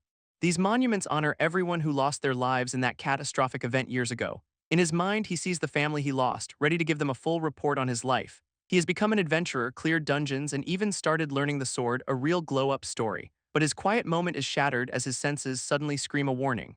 He spots someone crouching in the distance, initially mistaking them for Saki. Turns out it is the hooded villain from the press conference who casually says he has been waiting. This guy introduces himself as Zapper and a rank adventurer, which is not at all ominous. Yuki confirms they are strangers and Zapper agrees this is their very first, very creepy meeting. Then Zapper drops the offer. He wants to scout Yuki, who is baffled why anyone would want a lowly E-rank. This reason becomes clear when Zapper brings up the fake dungeon clear with a knowing smirk. Pushing down his shades to reveal a glowing red eye, he tells Yuki there is no point in hiding. Yuki is completely floored and Zapper lays it all out. He knows Saki took the credit to hide Yuki's monster powers. A quick flashback shows Yuki begging Saki to take the achievement for his rank-up exam, so noble of him. Back in the present, our boy tries a pathetic lie about just guiding people to safety. Zapper shuts that down with a hard no, stating plainly that Yuki is the one who killed the boss. He even knows the specifics, that Yuki did it while the S-rank White Flash was busy smashing golems. This level of detail has Yuki sweating bullets as Zapper deduces he has skills effective against an A-rank boss. Trying one last time to play dumb, Yuki claims he was just hiding, but Zapper is not interested in his excuses. Zapper launches into a whole business lecture, saying dungeon conquering is not a game for disposable pawns. To make his point, he uses a sword to smash some chess pieces because you need good weapons for real money. With a smug grin, he clarifies he is only interested in the best asterisk weapons, and that is where Yuki comes in, according to this totally trustworthy stranger. He points out that Yuki is solo and no matter how strong you are, there is a limit to clearing dungeons alone. His sales pitch continues, admitting you get a smaller cut in a party. But the earning potential will absolutely skyrocket, a classic pyramid scheme opening. Getting way too close for comfort, he proposes they go make a killing together. Yuki, ever so polite, starts his response, acknowledging the very generous, very creepy offer. But then he shuts Zapper down with a smile, saying his goal is not about making money from dungeons. Zapper shrugs it off like it is no big deal, claiming he is not a smooth talker anyway. His friendly facade drops instantly as he admits he was planning to test Yuki regardless. A magic circle flares to life behind him as he decides violence is the better recruitment tool. Our boy is completely blindsided by the sudden shift from job offer to attempted murder. Zapper immediately unleashes a massive fire attack right at him, so much for a gentle test. This attack completely incinerates the bouquet of flowers Yuki brought for his family, which is just low. Yuki leaps back, shocked that someone is brazenly using magic in the middle of a public park. Impressed by the dodge, Zapper just grins, saying now he wants Yuki even more. Total psycho logic. Yuki yells at him to stop, pointing out this is a memorial where people are supposed to be resting in peace. Lowering his shades, Zapper just smirks, fully aware that using magic here is illegal and not giving a single damn. Zapper declares that rejecting his offer is a bigger sin, unleashing a cold stone bind attack. Our boy is completely locked down by stone chains, unable to move or even use his skills. This psycho taunts him, saying he is great against monsters but a total rookie against people. But just as he is cornered, Yuki touches his own face to activate a counter skill.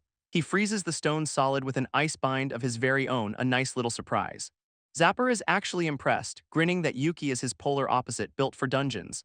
That compliment is immediately followed by him slamming Yuki into the ground because of course it is. Pinning him down, Zapper threatens to hunt him through every single dungeon if he does not join up. He then introduces himself as Zapper the skill killer, who apparently does not fear other adventurers. With his hand clamped over Yuki's face, he demands an answer to his very coercive job offer. Suddenly, Yuki is pulled away through a portal as Zapper warns him to answer before he dies.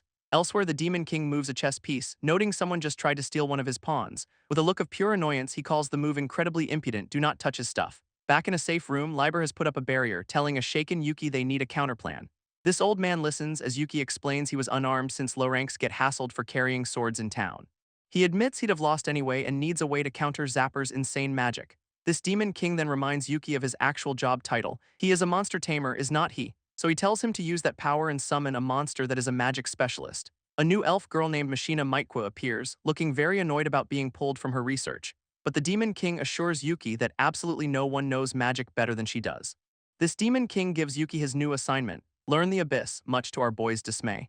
His new tutor Machina immediately brings up his connection to Vint, who she clearly despises. She points out she has never seen him at any of the old man's parties, surrounded by his monster crew. This elf then launches into a tirade about Vint, casually mentioning she is around 1,000 years old. Yuki's brain short-circuits at the casual 1,000 years, give or take, age drop.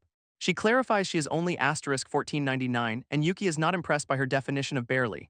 Her real motive comes out, she wants to make Vint's disciples stronger just to spite him. Getting way too close, she imagines how jealous the old fossil will be of her and Yuki.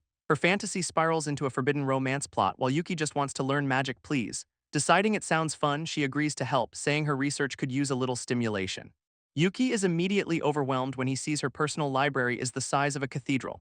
Machina just smirks, confirming her entire floor is basically one giant, terrifying bookshelf. She teases him for not knowing what magic is, and his best guess is using mana for weird stuff. Her first pop quiz is a real stumper. What is the actual difference between a skill and magic? Our boy is completely lost, realizing he has absolutely no idea what the answer is. So Machina breaks it down for him. Skills are personal, but magic is a universal technique. With Yuki totally confused by universal, she starts explaining the 3 basic types of skills. First up are skills you get from your job, like his own glowing eye ability. Next are skills that are unique to a specific race, like a bat's blood-sucking power. And finally, there are skills you get when you master a technique to an almost supernatural level. Machina explains that skills are basically cheat codes, completely dependent on the user's body and talent. Using a cute egg analogy, she shows how 2 skills can look identical but be totally different inside. She then asks Yuki if he has ever felt that difference firsthand, and he looks pretty thoughtful. His mind flashes back to a unique sword style, a technique that is entirely his own creation. Yuki admits he learned that lesson the hard way, asking if magic is the complete opposite of that. With a smug little smile, she confirms magic is standardized, same input, same explosive output every time. It is a universal, absolute rule, she declares, holding up one very serious-looking finger. Glowing with power, she strikes a pose and proudly announces, "That is magic." Our boy is totally blown away by this, but a new question immediately pops into his head. For her second pop quiz, she asks why everyone cannot use magic if it is so universal. Yuki guesses the requirements are insane, like maybe it costs a ridiculous amount of mana. This real answer, she sighs, is much simpler. It is just way too freaking hard. He assumes it is about mana control, but nope, she says the chanting is the real nightmare. Apparently, even a short spell requires chanting an entire book's worth of text, which sounds awful. He remembers Zapper's attack, which definitely did not involve reading a novel out loud. Yuki realizes he has only ever heard people shout a skill name, never a long, drawn-out chant. So for question 3, Machina asks how he thinks they are pulling off these chants so quickly. Our boy actually has to stop and think about this one for a second. He figures there must be some kind of shortcut or workaround they are using to cheat the system. Finally getting a right answer, she explains one method is using a staff to automate the chanting for you. Other shortcuts include carving magic circles or just thinking the chant and skipping parts. Basically, you can customize your magic once you know the rules, which is news to our boy. She explains that the more you study magic, the more you learn how to break the rules or cheat. For instance, a mage can just call out Fire Hammer to summon a weapon of pure flame. This is called no-chant casting, where you do all the hard work in your head and just say a trigger. It is a basic skill for mages, but the final result depends entirely on how well you get the original chant. Your mental shortcut could be text, an image, or even a sound. It is all up to the caster's style. Yuki finally understands why the same spell can look completely different depending on who is using it. Once you master the basics, she says, you can forge the spell into something uniquely yours. She then shows him exactly what she means, literally shaping the very concept of invasion into a spell. Our boy is just trying to keep up, looking completely captivated by the raw power on display. Another pro tip is to just chant part of the spell and fill in the gaps with raw power, total expert move. And Yuki, bless his heart, thinks he has got it all figured out. Just memorize the book and he is golden. Machina immediately hands him a book and shatters that little dream, saying memorization is for chumps. A chant is a set of instructions, she clarifies, and if you do not know what they do, you cannot create anything new. He realizes it is like learning a new language, then immediately remembers he is terrible at those too. She reminds him that humans do not have forever like she does, so he should be grateful for this crash course. To prove her point, she casts some kind of massive spell, creating a whole new training environment. Yuki is sweating, clearly not prepared for whatever this thousand-year-old elf considers practice. Suddenly, he is standing in a blazing inferno, completely baffled by where the hell he is. Machina explains she just externalized a book's contents into a whole new reality for him. It is a virtual dungeon based on fire magic for dummies, and clearing it is his final exam. This simulation at least gives him a sword, which is a nice, familiar touch. Yuki gets his game face on, saying this is his specialty. He is a fighter, not a reader. But his confidence immediately evaporates when he sees the full scope of his homework. Machina reveals he is not just clearing one book, but a whole floating library on elemental magic. Faced with two giant fire snakes, Yuki asks if she is serious about clearing all asterisk of them. She just smirks, basically daring him to call it impossible. Total power move from the ancient tutor. Before he can even process that, one of the giant fire serpents lunges right for him. Our boy just grins back, coolly accepting the absolutely insane challenge she has thrown down. He immediately counters with his own ice skills, showing he is not just gonna play by her rules. Machina looks on, clearly impressed and maybe a little flustered by his raw talent. Glowing with power, Yuki declares he is gonna clear this whole thing in a flash, famous last words. 3 days later, things are not going as planned, with a massive magical vortex raging. A giant griffin-like monster comes screaming out of the chaos, adding to his list of problems. Yuki is struggling hard, trying to chant a wind spell to counter the new threat. He actually manages to cast something, trapping the beast in a swirl of wind magic. But the spell is way too powerful, sending him flying backwards while he is still chanting. Thinking fast, he casts Air Catch to create a magical cushion just before he splatters. Landing flat on his back, Machina smugly informs him he has zero talent for this. Great pep talk. Flat on his back, Yuki finally gets why chanting in a real fight is a terrible idea. Machina corrects him, saying magic is not for brawling, it is for bending reality to your will. Despite that grand speech, she is still throwing every element in the book at him during this test. She points out that every spell he has learned is supposed to be powerful, and yet, our boy tries to prove her wrong, summoning a bow and calling out a stone arrow spell, and the arrow immediately flops to the ground with all the force of a wet noodle. Total fail. He is absolutely stunned by how weak it is, as Machina smugly reminds him this is what happens when you cut corners. A chant is a series of commands, she lectures, and skipping them makes the instructions all blurry. Apparently, Yuki has zero talent for filling in those blanks, which is why his spells have no oomph. He realizes if he has to rely on the full chant, he is never going to be fast enough to take on Zapper. His mind flashes back to Zapper, who can instantly pick the perfect counterspell and cast it on the fly. Machina then reminds him how his wind magic failed against her earth, saying he has not mastered any element yet. To help him find his specialty, she immediately blasts him with a wind spell, sending him flying. As he is getting tossed around, he wonders if he will ever find an element he is good at, but then a thought hits him. This real question is, does a monster like Zapper even asterisk have a weak element to exploit? Meanwhile, Zapper and his crew are just chilling at a campsite, looking like they are on vacation. One of his lackeys reports that their target is diving into an S-rank dungeon, which gets Zapper's attention. This is not just any S-rank dungeon, it is one so tough that even a team with 2 S-rankers had to bail. A quick flashback shows that very party getting absolutely wrecked by some kind of giant purple beast. Zapper just smirks, calling it a clever move, hiding in a place where no normal adventurer can follow. Zapper's lackey asks for the game plan, but Zapper's already decided they are going straight in. His guy tries to argue, pointing out the dungeon is crazy dangerous and they have other work to do. Zapper just flashes this terrifying grin, basically saying dangerous is the whole point. And right on cue, a giant worm monster with a mouth from your worst nightmares erupts from the ground. His crew immediately starts panicking, screaming their heads off as the beast attacks, but Zapper does not even flinch, just stands there like he is waiting for a bus. He casually makes a finger gun, getting ready to absolutely humiliate this monster. With a single word, he unleashes a blinding explosion of pure magical energy. It is a whole pillar of every element imaginable, a complete and total light show of overkill.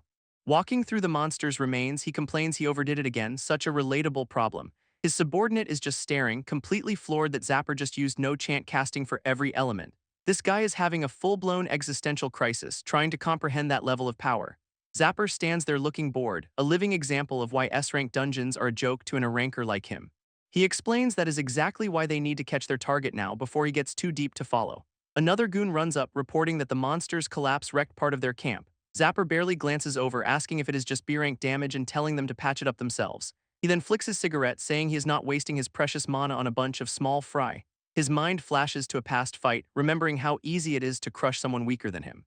Meanwhile, back in the library, Machina is lost in a happy little daydream about her first disciple, and Yuki is just passed out on the floor, as she cheerfully points out how exceptionally untalented he is. Yuki is just a puddle of tears on the floor, admitting he is a total failure at no-chant magic. She helpfully points out that if he is this bad with the main elements, the minor ones are not gonna save him. Our boy looks completely defeated, saying he will just have to make do with the little he has learned. That make-do comment flips a switch and she gets right in his face, absolutely livid. He stammers back, trying to explain that literally every spell he has tried has been a complete disaster. Floating above him, she drops the bomb that they have not even started the warm-ups yet. With a grand flourish, she declares that magic is about rewriting the world and shattering common sense. Her expression turns deadly serious, saying she will not allow any compromise or giving up on her watch. Yuki is just panicking, asking how in the world he is supposed to accomplish any of that. Her answer is simple, reminding him she has already pulled a similar reality-bending trick before. This new lesson is to break the rules of magic apart and build a brand new one for himself. After all that theory, she says it is finally time for the next phase, applied magic. It finally clicks for Yuki. If every existing spell is a bad fit, he just needs to invent his own. She gives him a smug little wink, confirming he is finally on the right page. This new method is the opposite of normal casting. Use instinct to change the world, then fit a chant to it. Our boy is just trying to process this insane idea of rewriting reality on instinct alone.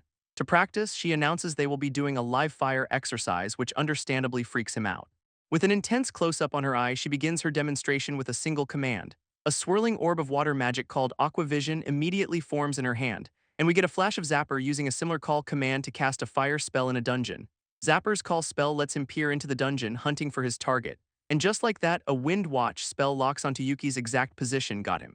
Inside the orb, Yuki sees Zapper himself, totally freaking out about how he got there. Of course, Machina is absolutely delighted, saying this was the plan all along, total setup. With a new spell already forming, she tells him to forget summons and fight with his own magic. This whole scene gives Yuki major deja vu, reminding him of a similar ambush from before.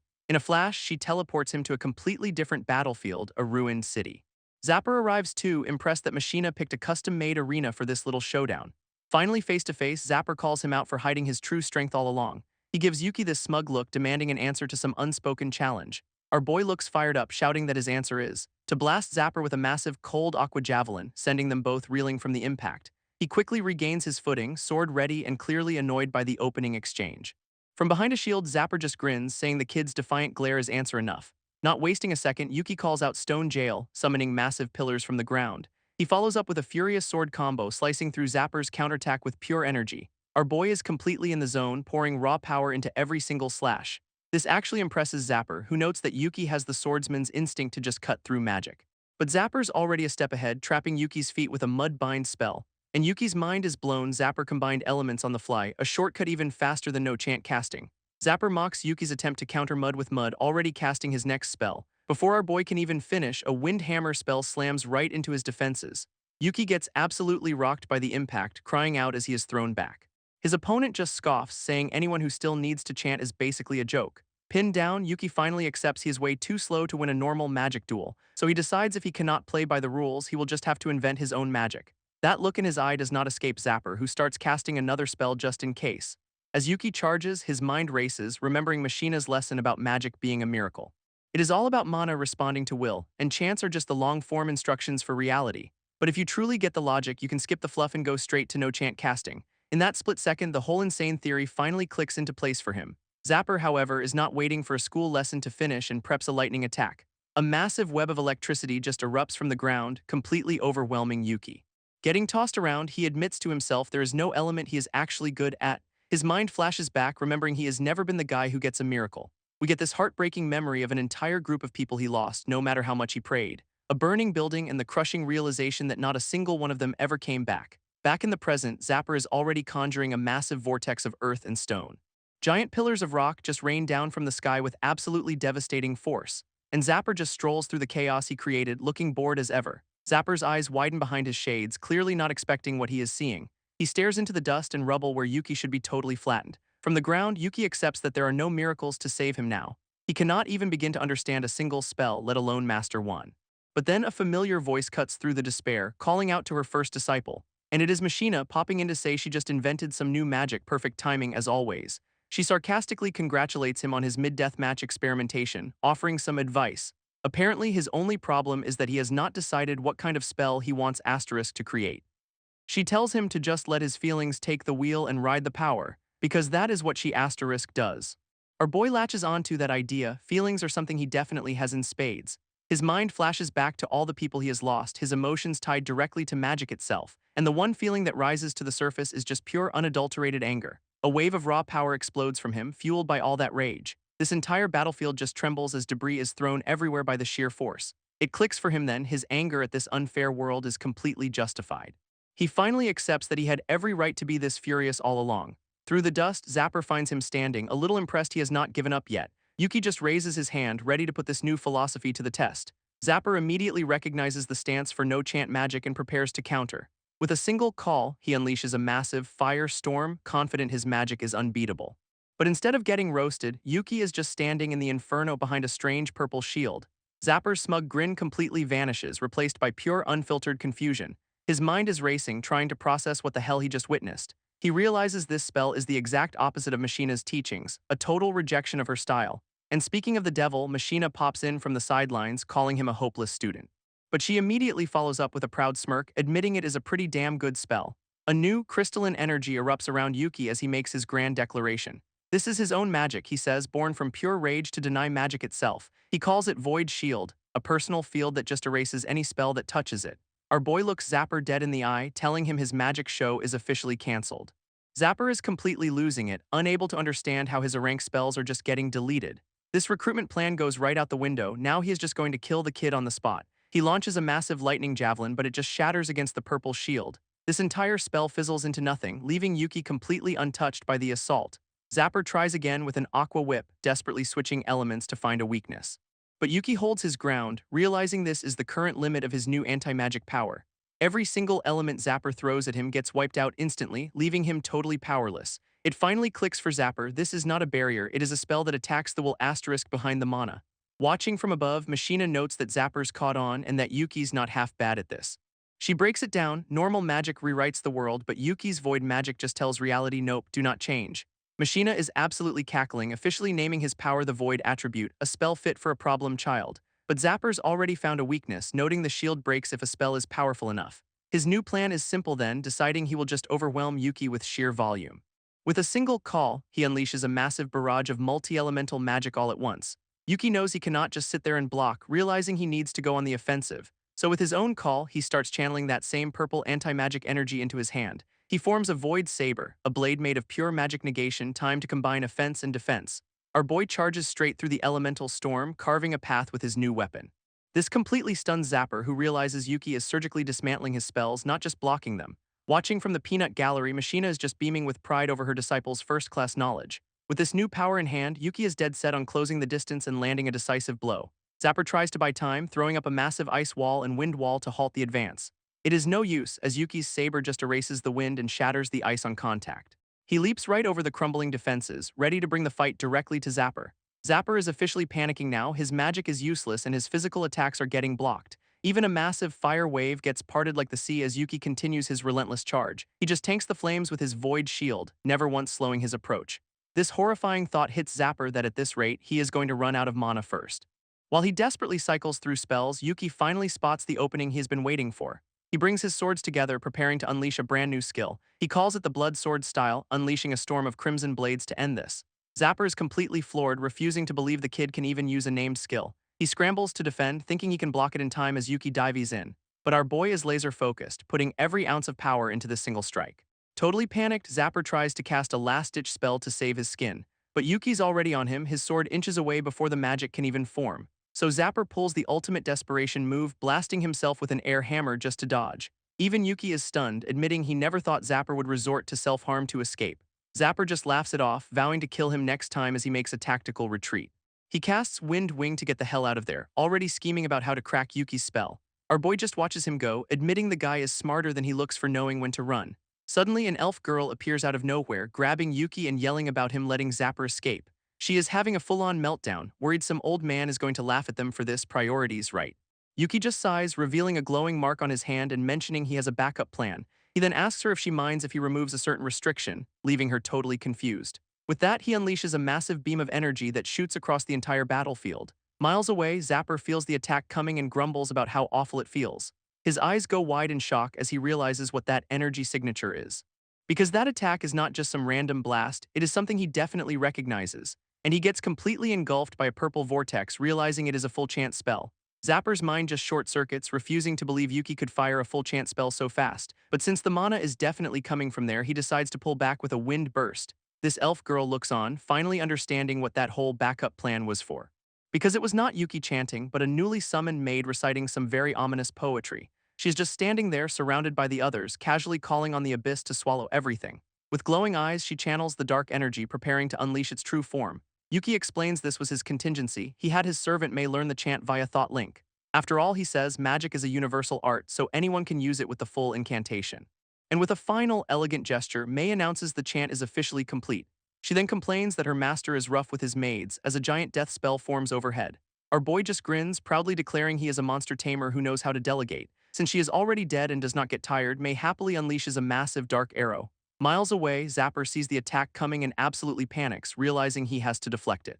He scrambles to cast a holy shield, throwing up a last-ditch defense against the blast. This purple arrow of pure chaos slams right into his golden barrier with devastating force. His holy magic immediately starts to crack and splinter under the sheer pressure of the attack. Zapper can only stare in absolute horror, completely stunned by the arrow's overwhelming power.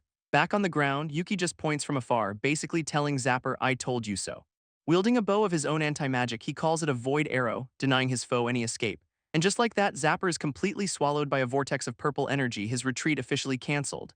Zapper gets absolutely swallowed by the vortex, screaming that this cannot be happening. Back with the crew, Machina gives a rare compliment, admitting the power and accuracy were flawless. Our boy just grins, giving all the credit to his very surprised-looking teacher.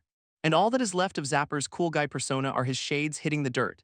Elsewhere, at a dungeon entrance, a squad in white armor reports their captain is busy elsewhere. They are pretty sure they can handle things since the only real threat is some ranker named Zapper. Turns out, their enforcement unit is here to arrest Zapper, and Yuki, making them both targets. Cut to some other dude with blue hair stumbling out of a dungeon, clearly having a rough day. He is hauling an unconscious person on his back, complaining about the extra workout. His plan to drop the guy at the guild gets cut short when the enforcement squad blocks his path. Without any explanation, the squad surrounds him with weapons drawn, declaring him under arrest. This blue-haired guy immediately recognizes the uniforms. It is the guild's elite enforcement squad. He tries to explain he is on their side, but gets his feet frozen to the ground for his trouble. A pink-haired mage named Nano steps forward, smugly asking if he did not hear her the first time. Totally confused, the guy starts panicking, asking why the hell he is being arrested too. This squad leader, Gongo, steps up, revealing they have got multiple complaints against him, calling him Zapper. Then he drops the bomb. They are detaining Zapper and his partner, Yuki, who is the guy on his back. Zapper is losing his mind, screaming that he is the victim here, not some guy's partner. But just then, the unconscious Yuki on his back wakes up and unleashes a fire burst point blank. This squad leader is completely blindsided as his own robes go up in flames, totally confused by the attack. This sudden blast reminds Zapper of Yuki's terrifying void saber from their last fight, but he just smirks, realizing this chaos is the perfect cover for him to finally get serious. He immediately bolts up a nearby wall, using the confusion to reposition against the squad. This enforcement team is elite for a reason though, instantly countering with a flurry of magic attacks. Zapper hits the deck, narrowly dodging a synchronized overhead strike from two axe-wielders. Watching from the side, Yuki realizes Zapper is being cornered in a seriously dangerous position. When a squad member tries to finish the job, Yuki intercepts, declaring he is the real opponent now. That tiny opening is all Zapper needs to start chanting for a massive counterattack. He unleashes a thunder burst, blasting everyone in his immediate vicinity with crackling lightning. This spell gives him just enough space to land and get back on the offensive, and he is not just a mage, he sends one of the enforcers flying with a brutal kick. Without missing a beat, he grabs another agent and uses him as a human projectile. Luckily for them, a healer on the squad uses untouched favor to get the down guy back up. This healer then glares at Zapper, warning him not to move another inch. So naturally, Zapper grabs the pink-haired mage Nano, because why fight fair when you can take a hostage? From a distance, Yuki realizes his void shield cannot reach them in time to help her. This squad leader Gongo orders his team to keep Yuki contained while he deals with Zapper himself. Our boy knows they can still win this, but only if the enforcement squad coordinates their attack perfectly. Zapper, ever the drama queen, starts casting a massive spell while complaining about how hard it is to protect his hostage. Yuki sees the huge magic circles forming and knows his defense will not be enough to protect everyone from that blast. Yuki screams for the squad to huddle up behind his shield, trying to protect the very people arresting him. But a silver-haired archer drops in from above, looking entirely unimpressed with his efforts. She calmly tells him there is no need for that, sporting some seriously unique eyes. With a skill called Invisible Envision, she instantly analyzes his entire mana output, a total pro move. Our boy is stunned, recognizing her as the S-rank Captain Jinky, the guild's living rulebook of combat. This holy knight draws her bow, ready to show everyone how it is really done. Then she starts chanting the most ridiculous spell imaginable, something about a quirky bumble dragon. Her eyes widen as the attack lands before she is even let go of the string, and it is Zapper who gets absolutely slammed, screaming as he is hit by an invisible force. Jinky explains her skill hits before the arrow is even fired, roasting him for his all-offense strategy. Zapper is absolutely livid that Jinky herself is here, preparing to cast a desperate counterspell. He unleashes a stone bind, trying to trap the S-ranker with a swarm of magical chains. Jinky just ignores him and turns to Yuki, casually asking to borrow his magic for a sec. With no time for questions, Yuki just goes with it, summoning his familiar purple void energy. He whips out the void saber, ready to combo up with the captain who was just trying to arrest him. Zapper, meanwhile, is getting real tired of this, weaving together multiple magic circles for a big attack. He unleashes an arrow rain, aiming to wipe out the rest of the enforcement squad. Jinky just smirks, seeing right through his plan to pick off her subordinates. So she activates another skill, this one designed to straight-up switch an attack's target mid-flight. And the new target is Yuki, who is now about to get blasted into next week. Talk about a promotion. Yuki throws up his void shield, now the surprise target of Zapper's entire attack. Jinky just smirks, smugly asking if his little shield is going to be enough to stop it. Zapper is losing his mind, wondering how the hell his opponent is reading him like a book. With Zapper distracted, another squad member activates her skill and dives in for the kill. Her attack connects perfectly and she declares checkmate, a little early for victory laps maybe. This order comes down to secure them both and the rest of the squad swarms in. Captain Jinky observes that their mana is way lower than expected, deducing they have already fought.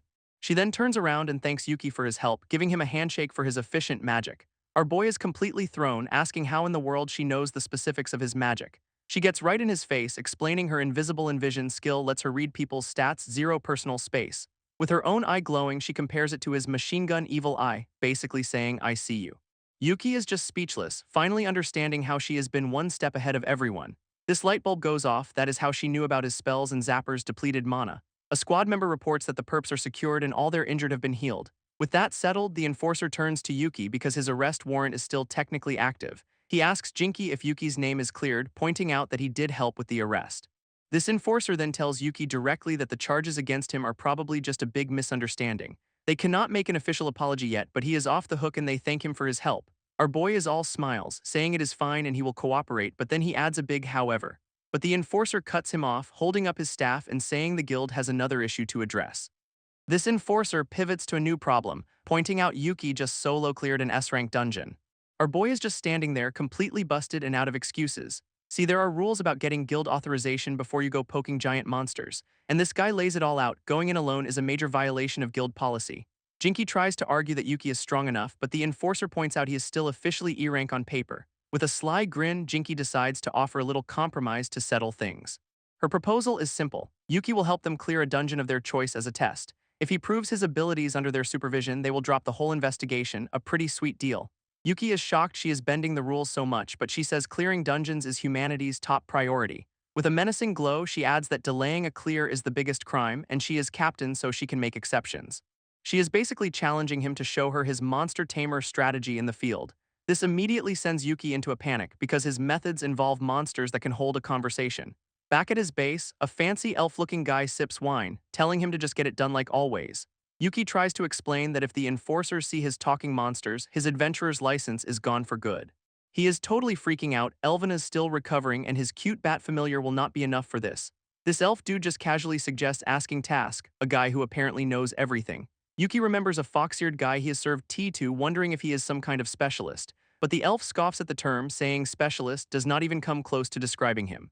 Then he drops the bombshell. Task is not just a person, he is * the dungeon, the collective will of all their monsters. And we get a flash of this foxboy radiating some seriously sinister, world-ending energy. So Yuki finally meets the infamous Task, the fox-eared guy who is apparently the dungeon's collective will. Task just grins, figuring it is finally his turn to step up and help the kid out. Our boy gets straight to the point, admitting he needs advice from a real monster expert. And this guy's response is to immediately get way too close, declaring them kindred spirits. Personal space is optional, I guess. He mentions seeing Yuki at Vince's tea parties before, his tail wagging with excitement. Introducing himself as Task Wildwild, he says researching monsters is his whole deal while practically climbing on Yuki. Task offers to teach him anything, smugly pointing out that humans are totally clueless about what monsters really are. Yuki explains the standard human view. Monsters are just creatures that live in dungeons, that is it. But Task drops a major lore bomb, defining monsters as any being that actively seeks out mana. This leads Yuki to a pretty chilling conclusion. By that logic, are not humans monsters too? Task cheerfully confirms it, clarifying that it is more like humans become monsters by diving into dungeons. Our boy is just left processing this, his entire understanding of the world completely flipped on its head. Meanwhile, Task is absolutely thrilled they are the same kind of thing, while Yuki looks like he'd rather be anywhere else. This kid then asks if monsters feel any kind of kinship with others of their own race. For monsters, Task explains, sharing the same mana source is way more important than what they look like. So monsters from the same dungeon are buddies, but from a different one they are total enemies even if they are the same species. Yuki finally gets it is all about dungeon affiliation, which explains all the weird monster politics he has seen.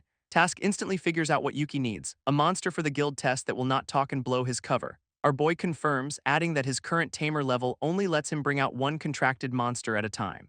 With a dramatic sparkle, Task promises to find him the perfect one, leave it to the professional. Task's first brilliant idea is to introduce Yuki to a roaring tyrant dragon, a totally subtle choice.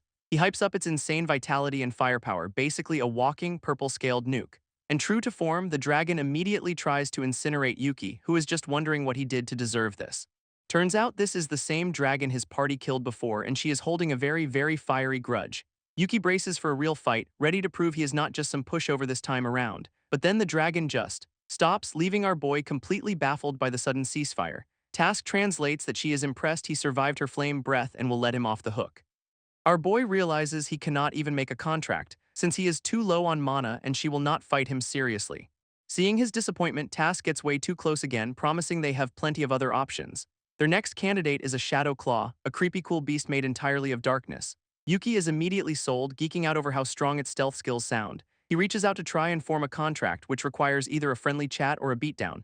Instead of fighting, though, the shadow monster just melts into a puddle and flees, so much for that plan. With Yuki face-planting in despair, Task explains the monsters see him as one of them now. He adds that since Yuki's mana is so low, they do not even register him as a threat worth fighting. Our boy is justifiably insulted, realizing they are all looking down on him, and Task just confirms it with a smile. An explanation follows. Smart monsters might respect his connections, but the primal ones only care about instinct. Yuki finally understands they will not even test him because he is not worth their time. Task, ever the showman, strikes a pose and declares he is the one who can solve this little problem. Then he drops another bombshell. His race is Chimera, a mix of all monsters, making him both everything and nothing. Task explains his Chimera race lets him freely adjust his own composition, much to Yuki's surprise. With a skill called Encyclopedia of Beasts, he instantly transforms into a vicious purple creature. Then he melts into a slime, boasting he can copy everything from stats to abilities, and becomes a shadow monster using a skill literally called Shadow Darker Than Darkness. This new form immediately lunges at Yuki because friendly demonstration is clearly not in his vocabulary. Task says he has done his part, leaving Yuki to earn the other monsters' respect all on his own. Activating a skill called PE Uniform, Yuki's eye glows gold, ready for the test. This first challenger is a creepy, flat purple monster with a grin wider than its body. Our boy is immediately locked in a struggle, barely holding its massive jaws back. He is already feeling the heat, acknowledging the raw power of an S-rank dungeon monster. Holding his ground with his blade, Yuki grits his teeth, knowing this will not be easy. Task, ever the helpful guide, cheerfully introduces the next opponent, a magic-wielding owl, which immediately unleashes a massive storm of green energy filling the entire area. Yuki summons his Void Saber but realizes the magic is way too fast for his attacks to land. His analysis skill kicks in. This is an endurance battle and he has to wait for the perfect opening. So he stands poised, sword at the ready, patiently waiting for his chance to counter. A trickle of blood shows the strain, his glowing eye locked on the target with intense focus. He finally moves, a blur of motion zipping through the forest to evade the magical barrage. But the green energy is relentless, cornering him as he braces for the impact. Seeing his shot, Yuki lunges forward, channeling his own power for a decisive strike. His attack connects, shattering the crystal owl into a million pieces, or so he thinks. But a hooting sound echoes through the woods as the owl's shadow proves it is still kicking. Now a tiny white bird it flees and Yuki gives chase, vowing to catch the little pest. Task is already introducing the next challenger, a beast with fortress-like defense and crushing claws. Its name is Dynamic Cancer, and it immediately throws Yuki into a swirling vortex of energy. This giant crab monster promptly decides to play dirty, burrowing straight into the ground to hide. Our boy is not phased, recalling he has dealt with plenty of tough-shelled enemies before. He readies a skill, planning to ambush the creature the second it decides to pop back up, and the skill is called Blood Blossom Beautiful because of course it is peak dramatic flair. For the final test, Task presents the antinomy snake, a specialist in both poison and cures. Yuki figures he is safe from a distance, then immediately collapses, a truly flawless strategy. Turns out the snake's poison is airborne and Task is just chilling since he's got antibodies. With his body completely paralyzed, Yuki reaches out one last time to summon some help. Elvina appears in a flash of light, looking deeply unimpressed by this emergency call-in. Her eyes scan the area, quickly piecing together her master's latest moment of incompetence. She dryly asks if he is doing a corpse impression, while he just begs her to save him already. After that mess, Task calls the tour off, saying the deeper floors are way too dangerous for Yuki. Our boy is just relieved to be alive, somehow managing to contract a few monsters in the chaos. Task hypes him up, saying it is amazing he could even handle a few of these high-level beasts. Then he drops the real reason for all this. He wants Yuki to introduce him to other dungeons' monsters. Yuki finally gets the catch. Task wants him to bring back monsters from other dungeons for research. By studying foreign monsters, Task explains, he can finally understand his own chimera nature. His whole life goal is to basically reverse engineer himself by studying every monster in his DNA. And this, he declares, is why he's been banking on Yuki to be his personal monster delivery service. This light bulb goes off for our boy, so that is why the Foxboy was so suspiciously helpful from the start. Task then asks for live specimens if possible, a request Yuki knows is basically insane.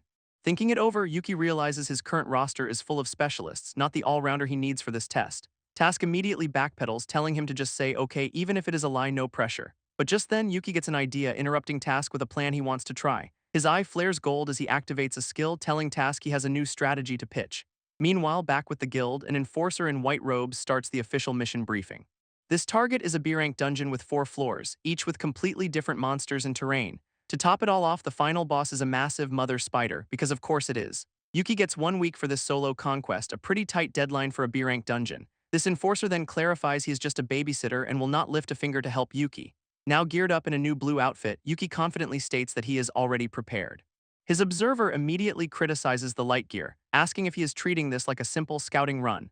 Looking at the mission scroll, the enforcer mulls over the insane difficulty of the task ahead. He concludes that Captain Jinky must have some serious faith in Yuki's abilities to approve this. A single hour later, they are standing at the exit of the first floor, a massive cave. Yuki hits the second floor, a jungle, confirming the intel that each level is a total crapshoot. His babysitter is already impressed, noting Yuki has not even used a summon yet.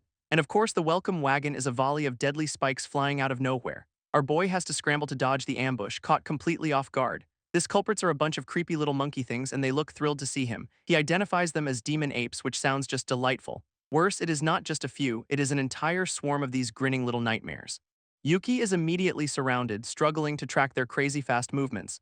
Tired of this game, he decides it is finally time to show off his real tamer skills. From the sidelines, the enforcer is dying to see what kind of monster Yuki actually contracted. So Yuki summons his new ace, the Shadow Claw, that creepy cool beast from Task's dungeon, and it immediately starts ripping through the apes, a perfect counter to their swarm tactics.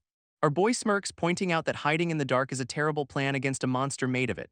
This Shadow Claw just keeps on munching, making short work of the entire pack. His observer is absolutely floored, recognizing the Shadow Claw as a rare, top-tier monster. With the area clear, Yuki just dusts himself off and says it is time to move on. But the enforcer is still skeptical, thinking that soloing a dungeon is just not how it is done. He believes only a true hero, like his S-rank captain, has the right to even attempt it. They reach the 3rd floor, an ocean under a blood-red sky, and the vibe is immediately terrible, because a massive winged sea monster erupts from the water, ready for round 3. This enforcer notes the obvious: Shadow Claw is useless on water, leaving Yuki totally exposed. So our boy just unsummons it on the spot, pulling his ace off the board. His babysitter immediately gets it, realizing he is trying to conserve every last drop of mana. And in its place, he summons the dynamic Cancer, that giant crab monster from before. This completely floors the observer. A multiple summon of another top-tier beast is insane. Yuki orders the crab forward, ready to see how it handles this new watery battlefield. Then we flash back to his conversation with Task, who is explaining his Encyclopedia of Beasts skill. Yuki confirms the skill can copy everything about a monster, including its transformations. His big brain theory is simple. If Task transforms into something weak, his summon cost should plummet. Task admits he has never actually tried that, looking intrigued by the potential loophole. Yuki's plan is to summon Task in a weaker form, which for some reason involves a maid outfit. He figures if the system still registers Task as the same entity, he can totally fool it.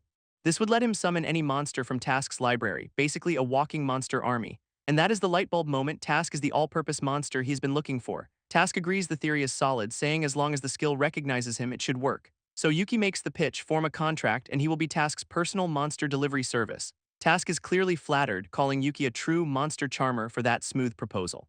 With a flick of his claws, he accepts the deal, ready to make things official. He dramatically declares that he, Task Wildwold, will become Yuki's servant. What a showman. Then he gets a wild look, promising to show Yuki everything he is capable of. Back in the fight, Yuki puts all his faith in his new shapeshifting partner, Task, who is currently just geeking out over the monster's ripped tentacles, a true man of science. Yuki has to yell at him to stay focused, since dropping the crab form mid-battle would be bad. With his golden eye skill flaring, our boy instantly pinpoints the enemy's critical weakness. He calls out the monster's 3rd arm, directing Task to go for the kill shot, and the crab form unleashes a skill that promises to grind bones to pulp. Delightful. This attack connects with devastating force, completely overwhelming the giant sea beast. As the area is secured, Dugo the Enforcer can only stare, stunned by this overwhelming power.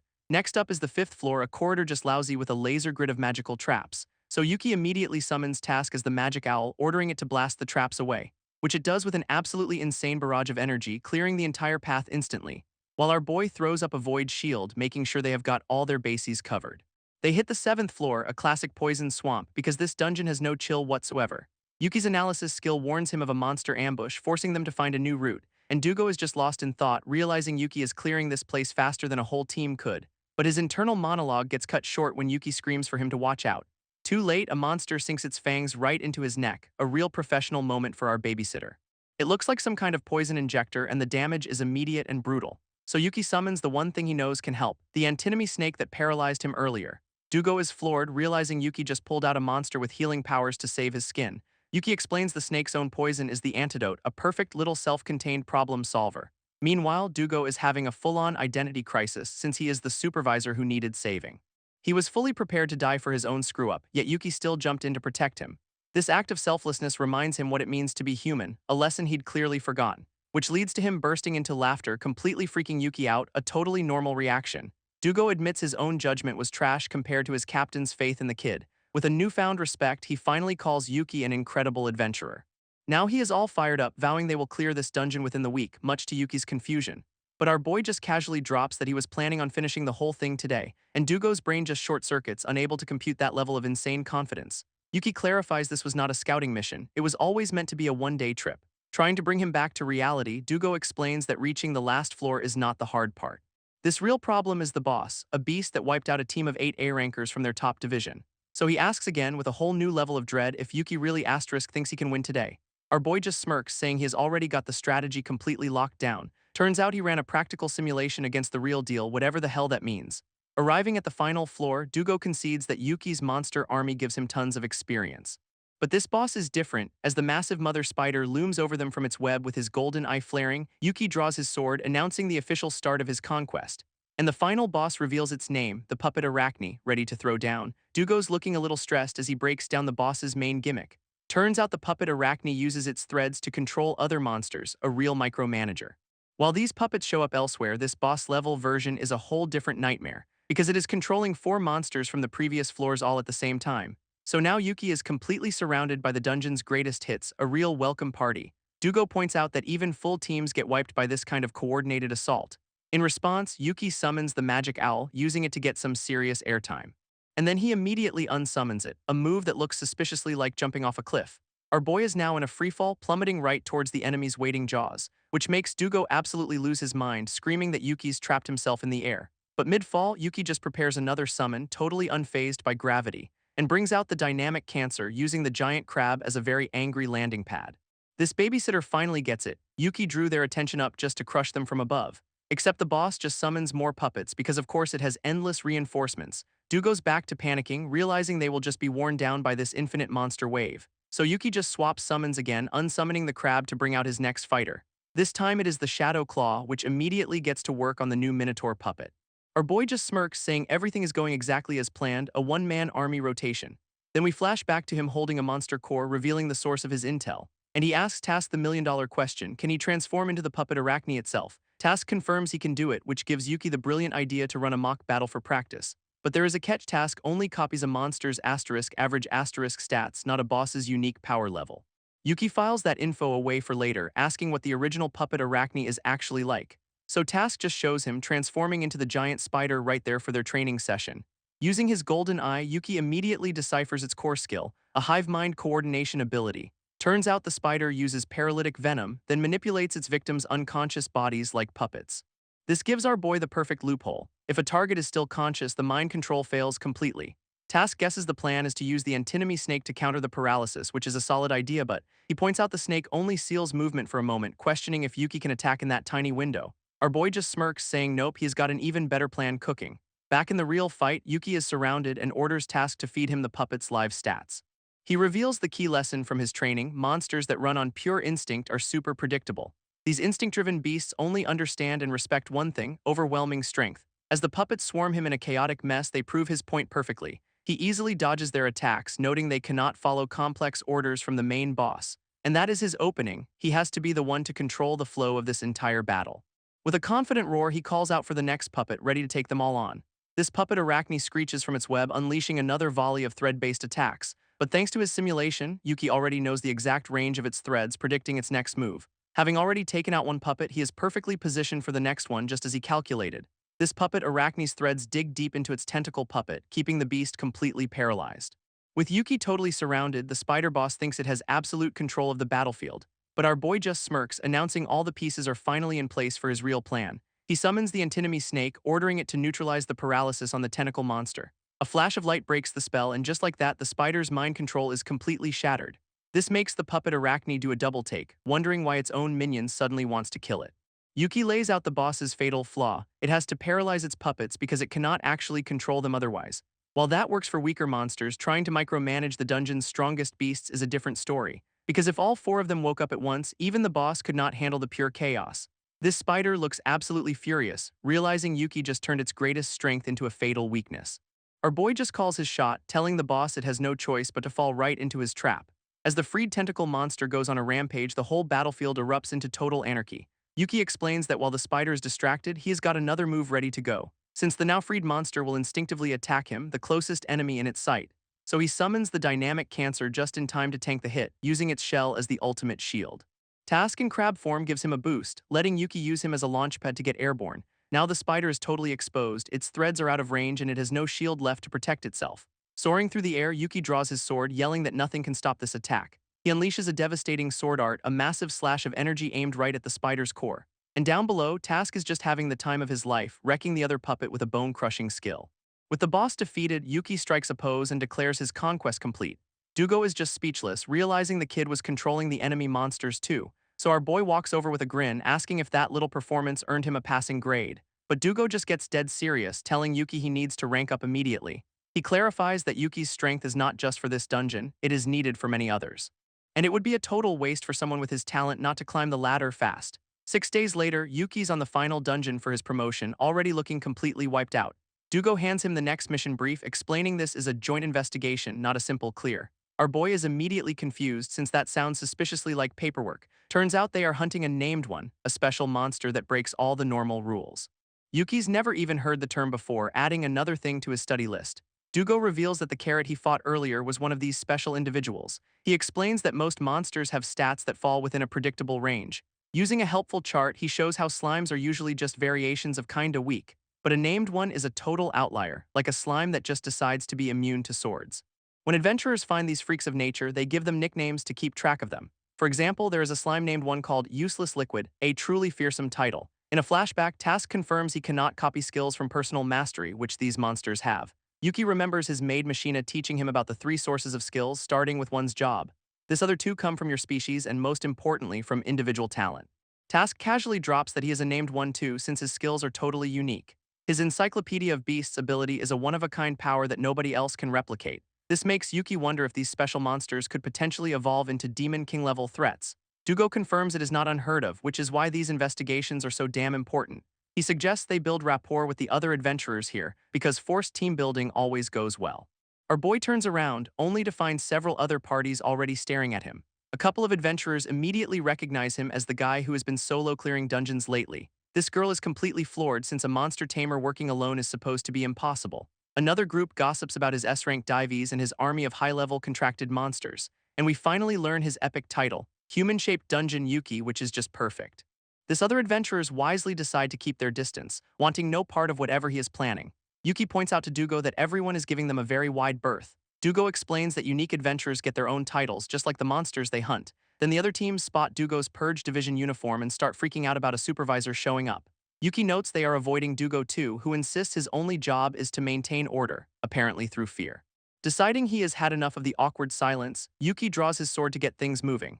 And just then, a thorny vine monster snatches one of the female adventurers right into the air. Her teammates realize in horror that the monster was camouflaged as one of the creepy-looking trees. Before they can even react, the monster trees unleash a volley of attacks, completely overwhelming them. But a glowing symbol appears on Yuki's hand as he prepares to intervene. Showtime.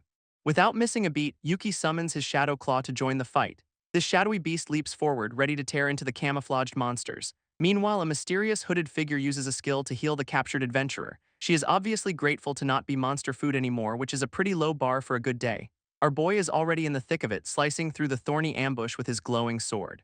Taking command, he uses his golden eye to spot the hidden enemies and lead the counterattack. This other adventurers, looking a bit stunned, quickly agree to follow his orders. His summon zips through the forest like a blur, flushing out the hidden tree monsters. Yuki takes a moment to note the sheer number of monsters packed into this place. Dugo explains this is a C-rank dungeon that is basically worthless to run bad access junk materials. So it is an abandoned dungeon, the kind most adventurers wisely choose to ignore. These places are usually left to rot until a major problem like a named one pops up. He laments that there just are not enough dedicated adventurers to keep these places in check, but Yuki just casually promises to clean the whole place out once their mission is done. And just then, his golden eye picks up on something important up ahead. Stopping the whole group, he announces their investigation target is right in front of them. Everyone else just stares, completely baffled by what they are seeing, because their super dangerous, high-priority target is an adorable, fluffy space bunny. This girl they just saved is absolutely losing her mind over how cute it is. Yuki identifies it as a carbuncle, a creature known for being smart and really, really good at running away. Using his golden eye, Yuki instantly deciphers the cute little monster's core skill. But before he can warn anyone, a random adventurer charges in, yelling about a quick takedown. This fluffy carbuncle panics, wondering why a bunch of humans are suddenly invading its home, so it unleashes its signature ability, Total Chaos Labyrinth, to make them all go away. In an instant, the entire forest warps into a stone maze, trapping one of the other adventurers. This girl they just saved finds herself totally alone and freaking out, separated from the group. Dugo, in his very subtle white robes, confirms this is the dungeon rebuilding power they were briefed on. A system window reveals the bunny's official title, Fairy Tale: The Lost Tale, which is ominous. This whole landscape then violently reassembles itself, throwing the entire party into chaos. That same reckless swordsman from before barely dodges being flattened by a massive falling rock. His buddy declares they will just beat the bunny to stop the spell, a truly galaxy-brain strategy. Meanwhile, the carbuncle is just trying to escape, spamming its world-altering skill out of pure fear. This ground beneath the two charging adventurers suddenly gives way, sending them plummeting down. Yuki sees them fall through a trapdoor and immediately tells Dugo he is going in to help. Dugo agrees to handle the surface, tossing Yuki a device to use if things get ugly.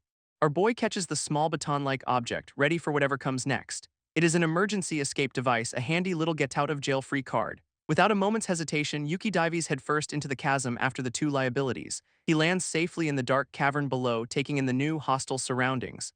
Immediately, Yuki calls out for the two fallen adventurers, trying to locate them in the dark. Yuki's eyes lock onto a new presence in the cavern, and it is definitely not friendly. These two liabilities are completely freaked out, wondering why he is even down here with them. A massive, ancient-looking monster emerges, claiming they were chasing its excellent subordinate. This beast then starts counting them off like targets 1, 2. And as it looms over our boy, it finishes the count, marking all three for deletion. This subordinate is the fluffy bunny, who thanks its boss Lord Zeras for the backup so much for being harmless. His golden eye kicks in and the mana reading is insane. This is the dungeon boss way too early in the dungeon. Zeras then asks the little furball to help out with its special skill, which is just fantastic news for everyone. So now Yuki's squared up against the boss, stuck protecting the two guys who started this whole mess. This boss declares it is time to pay for trespassing and starts charging up a nasty-looking skill. Its piercing grudge attack sends a storm of razor-sharp roots hurtling right for them. Knowing they are about to get turned into shish kebabs, Yuki immediately starts a summon. He brings out the dynamic cancer and Task slams into place just in time to intercept the attack. This actually surprises the boss, who admits he thought he'd be skewering all three of them at once. Task in his Beastman form complains that the hit actually stung a bit, a true warrior's spirit, but even his ultimate defense is cracking under the strain and he cannot hold it forever. Yuki steps up, ordering the other two adventurers to get behind him while he handles this. He even tosses one of them the emergency escape device Dugo provided because he is just that nice. But there is a huge problem: his golden eye cannot read the boss's skills whatsoever. Our boy realizes this thing is way stronger than the intel suggested, putting them in some serious trouble. This boss Zeras scoffs that they are powerless before his team-up attack, activating a skill. Our boy yells for the others to watch their feet, having figured out the attack uses buried roots. At its master's command, the fluffy little monster activates its own skill to help out. Suddenly, the entire cavern floor erupts in a storm of massive, deadly spikes. Yuki is absolutely horrified, while Zeras just watches on with a smug, gotcha expression. Turns out they have combined their skills, Total Chaos Labyrinth plus Piercing Grudge, for a custom-made kill box. That big combo move clearly took a lot out of the little furball, who looks totally exhausted. Zeras then gently comforts his little minion, telling it how brave it was, a surprisingly wholesome moment. This little guy is super grateful, but also seems confused why its big boss is even on this floor. Zeras just brushes off the concern, saying that as long as he is around, there is nothing to worry about. He then reveals his own insane ability. He can expand the dungeon floors as much as he wants. But just then, an ice lance attack from one of Yuki's summons shatters their spiky trap. Zeras barely even flinches, the attack shattering harmlessly against him. So much for a sneak attack. Yuki steps out from the dust, coolly confirming that yeah, sneak attacks are not going to cut it here. This actually surprises the boss, who demands to know what happened to the other two adventurers. Our boy just flashes a smug grin, basically telling the giant tree monster to take a wild guess. Turns out he used a one-shot skill, Blood Blossom Beautiful Blade, to get them out just in time. He managed to send the two liabilities back to safety using that escape device Dugo gave him. With the dead weight gone, Yuki readies his sword, declaring it is just him versus the boss now. Zeras looks thoroughly unimpressed, muttering about how annoyingly clever humans are for being so weak. Zeras scoffs that Yuki is also incredibly good at being irritating, a high compliment really. This boss then calls for his fluffy little sidekick to get ready for a team-up attack. At its master's command, the bunny unleashes its labyrinth skill, turning the whole cavern into a blender. Zeras follows up by activating his own skill, Piercing Grudge, creating spiky death balls. Their two skills combine, filling the entire area with a storm of traps and projectiles. Yuki barely dodges, completely shocked that they can even fuse their abilities like this. This boss gloats that Yuki's crab summon is useless against an attack coming from everywhere at once. Meanwhile, the little furball is clearly putting its all into maintaining the labyrinth skill. And now Yuki is completely surrounded, dodging a relentless barrage of spikes from every angle imaginable. Our boy notes they're just trying to overwhelm him now, but he is still completely on the back foot. His golden eye analyzes the situation, realizing he will be worn down unless he tries something new. One of his summons, the Eyes Owl, offers to provide some magic support from the air. But Yuki has a better idea, immediately unsummoning the owl to free up a slot for something better. Zeras just laughs, convinced that no summon in existence can possibly block this attack. Our boy just smirks, declaring he is not blocking. He is going on the offense as he starts a new summon. A massive pillar of fire erupts from the summoning circle, signaling something big is on the way. A new pair of eyes gazes down at the spiky chaos below, completely unfazed by the danger. A new warrior descends from the flames, ready to turn the tables on this entire fight. And it is an undead maid who complains about the uniform before pledging her absolute loyalty. Yuki reveals her special trait. As an undead, she has a body that feels no fatigue, the perfect counter. And this undead maid has another trick up her sleeve. She has got super strength. She decides to return the favor by just straight up punching the spiky death balls back at the sender. Zeras is completely stunned, unable to believe what he is seeing. With a battle cry, the maid literally yeets the giant spike ball right back into his face. This boss gets absolutely wrecked by his own attack, a truly beautiful moment of karma. His new summon then casually asks why he did not just bring her out sooner to make things easier. Yuki explains he could not summon her in front of others and also kinda forgot he had this option. Whoops. He just shrugs it off, saying a last-minute save is still a save as they face their opponent. Zeras is seriously wounded now, struggling to even stand up straight after that counterattack. His fluffy little sidekick wisely suggests that maybe it is time for a tactical retreat, but the boss is way too proud for that, screaming that he is going to finish them no matter what. Pleading, the bunny warns him that using his dungeon power again will hurt him. Zeras goes full-on berserk, yelling that he will bring the whole dungeon down on their heads. His unhinged plan is to cause a dungeon collapse, forcing everyone, especially Yuki, into one spot. Yuki freezes, the words dungeon collapse triggering a traumatic memory of a burning building. We get a quick history lesson. The first collapse happened in the world's most advanced nation. Within hours, multiple collapses followed, causing widespread, unstoppable destruction. In the end, an entire country was completely erased from existence. This catastrophe is the entire reason the Adventurer Guild was even created, to stop this from ever happening again. But the threat is still very real, and for Yuki it is tied to a deeply personal tragedy from his past. Yuki is absolutely frozen, the words dungeon collapse hitting him like a freight train. This little furball begs its boss to reconsider, warning that this power takes a serious toll on him. It keeps pleading, explaining that using the skill again while he is already damaged is way too risky. In fact, he could lose control of the entire dungeon, which sounds like a very bad time for everyone. Zeras takes this helpful advice personally, accusing his tiny minion of mocking him. What a fragile ego. He roars that there is no way he'd lose to a mere human, completely ignoring the beatdown he just received. Zeras admits the bunny's rare skill was useful, a key part of his master plan to become a demon king. But now that he has been pushed this far, he declares he does not need a partner, he will just take the skill. This poor carbuncle is just like, completely oblivious to the impending corporate downsizing. And then Zeras just straight up impales his loyal subordinate with an invading root skill to absorb its power. Yuki can only watch in shock as the boss casually betrays his only friend for a quick power-up. Golden energy flows from the bunny into Zeras, who is literally consuming his minion to make its power his own. With the assimilation complete, Zeras announces the time for talk is over. Great, he is even more unhinged now. He immediately unleashes the stolen Total Chaos Labyrinth skill, turning the dungeon against them again. Realizing the skill's been hijacked, Yuki yells for his undead maid to get ready for action. This maid slams her hands against a massive shifting wall, trying to hold back the dungeon itself, but the sheer force of the labyrinth is overwhelming, cracking the very ground beneath her feet. Zeras then combos it with his piercing grudge, sending a storm of spikes right through her body, and she just deadpans. Ow, does not hurt though, because getting skewered is a minor inconvenience for her. She is completely unfazed, while Yuki looks on with a told-you-so expression, the perks of an undead employee. Yuki tells his maid to get ready because he is going in for the final strike. His maid is all in, knowing they have to take this guy down before the whole dungeon implodes. Even his crab summon task is freaking out, which tells Yuki just how bad things have gotten. Zeras screams at them to hold still, activating another skill while holding his former subordinate's essence. This boss unleashes the labyrinth skill again, turning the ground into a chaotic mess that sends Yuki flying. Finding himself with no ground to stand on, Yuki quickly unsummons his maid to save her. But Zeras follows up immediately, launching a massive killer root straight down at our falling hero. Thinking fast, Yuki summons his wise owl for a last-second aerial rescue. Absolutely livid he cannot land a hit, Zeras starts charging up something even bigger. This entire cavern begins to shake violently, and Yuki realizes this is no ordinary earthquake. Zeras is bringing the whole ceiling down, shattering the upper floors to crush them from above. His owl can only watch in horror, realizing the boss is insane enough to destroy his own dungeon. Now he is forming a colossal root fist, screaming that he is going to crush and pierce them once and for all. Our boy can only look up in terror as the gigantic attack descends, leaving him no room to escape. At the last second, a new armored summon appears, calling out to Yuki as it flies in to intercept. He reaches out, putting all his faith into this brand new last-ditch summon. This new summon unleashes a powerful ice attack, slamming into the root fist and freezing it solid.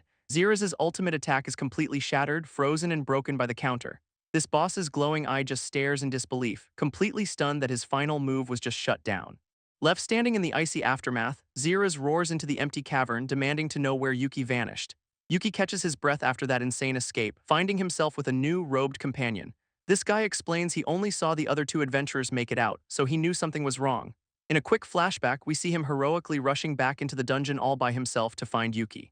He says the whole floor just collapsed, and Yuki dryly points out they were both lucky to survive it all. But our boy is already past that, warning his new friend that things are about to get much, much worse.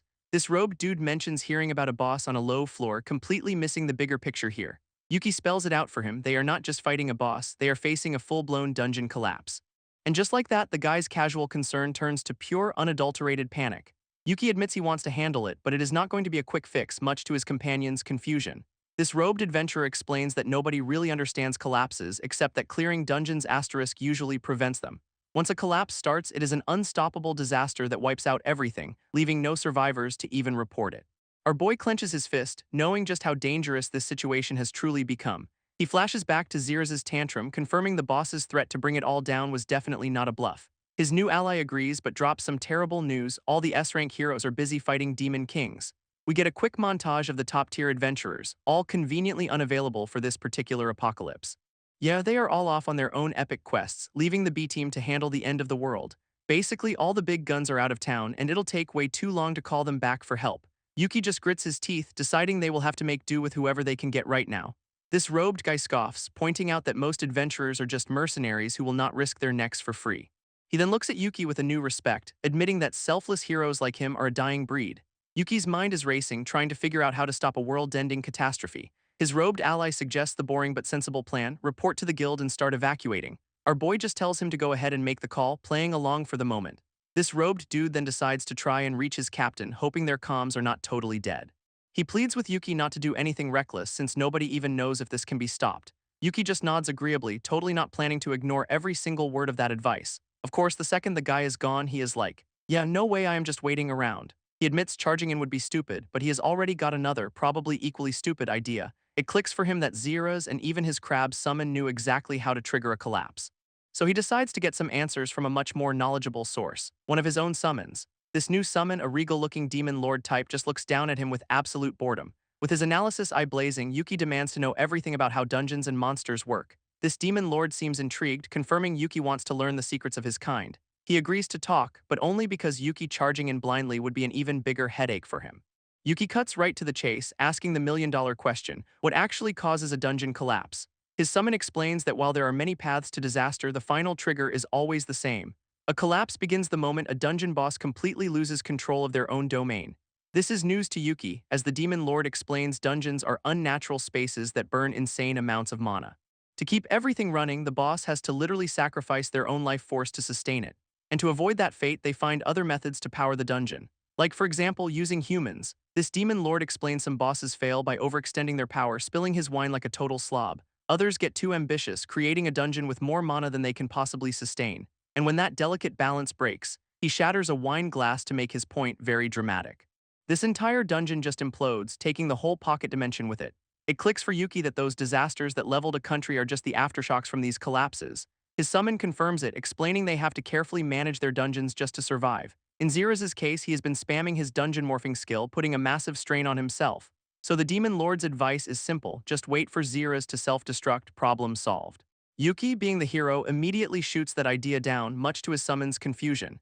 He argues that too many innocent people will get caught in the crossfire if he just stands by. But the Demon Lord counters that if Yuki dies, his monster summons will be in danger too, a fair point actually. Seeing our boy will not back down, the summon decides to take a more hands-on approach to persuasion. He blasts Yuki with a wave of pure force, sending him spiraling through the air, so much for a civil debate. Yuki gets absolutely slammed into the ground, completely overwhelmed by the sudden attack. His summon calmly tells him to relax, promising not to kill him while stepping on the broken glass. This plan is just to beat him down until he is too weak to move, for his own safety. Yuki's analysis eye is screaming danger warnings as the sheer mana pressure pins him down. He is stunned, realizing this power from a single hand wave is way beyond anything he has faced before. This Demon Lord smirks, saying Yuki's stubbornness is exactly why he needs to be thoroughly crushed, and he reaches out to continue the lesson, ready to put our boy down for the count. Yuki sarcastically thanks his summon for the trust as he gets blasted by a pink energy beam. He is thinking this is a huge pain since his own summon knows all his counters and is not even using magic. With a single, elegant step forward, the Demon Lord closes the distance with terrifying grace. Then he stomps his foot and the entire floor just shatters into a million pieces from the shockwave. Our boy is stunned, realizing this summon's raw power is on a completely different level from anything he has ever seen. When Yuki asks if he is cool with wrecking his own space, the Demon Lord just calls it a trivial expense. He even says it is all for Yuki's sake, which is a hell of a way to frame an intervention via beatdown. Knowing a direct fight is suicide, Yuki desperately tries to think of a way out of this mess. But his summon can read him like a book, calling him out for already cooking up another reckless plan. This kid's idea is to use the force of the attack to create some distance and regroup. His Demon Lord just calls the attempt pointless, locking onto him from across the room with a targeting reticle. Yuki freaks out, thinking it is teleportation as his summon suddenly appears right in his face. But nope, he is just so ridiculously fast that Yuki's eyes cannot even follow his movements. Getting absolutely ragdolled, our boy has a moment of doubt, thinking he was not as strong as he believed. This Demon Lord actually agrees he is asterisk strong enough that he'd bet his own life on him. Even so, he does not think for a second that Yuki can stop a dungeon collapse all by himself, and he refuses to let his master walk into a fight that is basically a suicide mission. Yuki just grits his teeth, acknowledging the logic but clearly not backing down an inch. He grabs his summon's arm, declaring he will not be too late again, even if it costs him his life. Then, while still in his summon's grasp, he yells out to summon something else entirely. His Demon Lord summon recognizes the sword's stance but thinks it is a joke given their power difference. He assumes it is a bluff, expecting Yuki to hit him with some kind of preloaded magic spell. With a massive defensive circle at the ready, he is positive he can block anything Yuki throws at him. But our boy just screams out a single command, completely changing the game. Turns out he is not summoning a weapon, he is summoning his battle-maid Elvina for a quick escape. His order is simple and desperate: use a call skill to get them far, far away from here. In a brilliant flash of golden light, the two of them are instantly teleported out of the room. This Demon Lord is left standing alone, a little surprised that teleportation was even on the table. He just smirks, pointing out that you cannot exactly run from a Demon King forever. Meanwhile, Yuki and his maid land safely in a sunlit forest, with him thanking her for the clutch save. She is understandably confused, asking how his telepathic request for a spell turned into "let us run from our own summon." She even offers to apologize for him, but Yuki insists he did nothing wrong, the absolute audacity. Our boy wonders where they are, since a dungeon teleport should not have taken them this far out. Yuki decides they need to find an exit, looking completely drained from that whole intervention. Suddenly, a telepathic message rings out to all floors and his eyes go wide with dread. And we see the order being sent to every monster in the dungeon: capture Yuki, preferably alive. His maid looks on in utter horror, asking what in the world he did to make their own ally turn on them. Yuki just accepts his fate, saying he always knew this day might come and calling out the Demon Lord by name. He declares that he gets the message loud and clear. He will fight the entire dungeon if he has to. And right on cue, a giant monster wolf lunges, forcing Yuki to draw his blade for the very next fight. That giant wolf lunges with a furious roar, kicking off the dungeon-wide manhunt with zero delay. Yuki and Elvina immediately stand ready, sword drawn to face the first of many angry monsters. After taking it down, our boy admits he is already worn out from one S-rank mob. This is gonna be a long day. His maid checks on his mana, and he confirms they are fresh out of teleport juice for another quick getaway. Pulling out a map, Yuki decides their only move is to find a safe zone and figure out a plan. He then asks Elvina if she is really cool with disobeying Liber, their ridiculously overpowered Demon Lord summon. She explains that as a monster, she is bound by his direct orders, so she had no choice but to obey the teleport. Yuki immediately catches the loophole, so Demon King class summons can just say nah if they feel like it. Elvina confirms his other top-tier summons are exceptions, but adds she was not taking him back anyway, she is on his side. This just leaves our boy completely baffled, wondering why she'd choose him over their own ally. With total faith in her eyes, she declares it is because he is the one who can actually stop the dungeon collapse. She flashes back to how he literally conquered an impossible dungeon just to resurrect her, proving his insane potential. Gently holding his face, she insists that Liber is just being an overprotective worrywart about his master. Yuki looks genuinely stunned, clearly not realizing she held him in such high regard. He even admits he did not know she trusted him that much, and she just says he has no idea of his own value.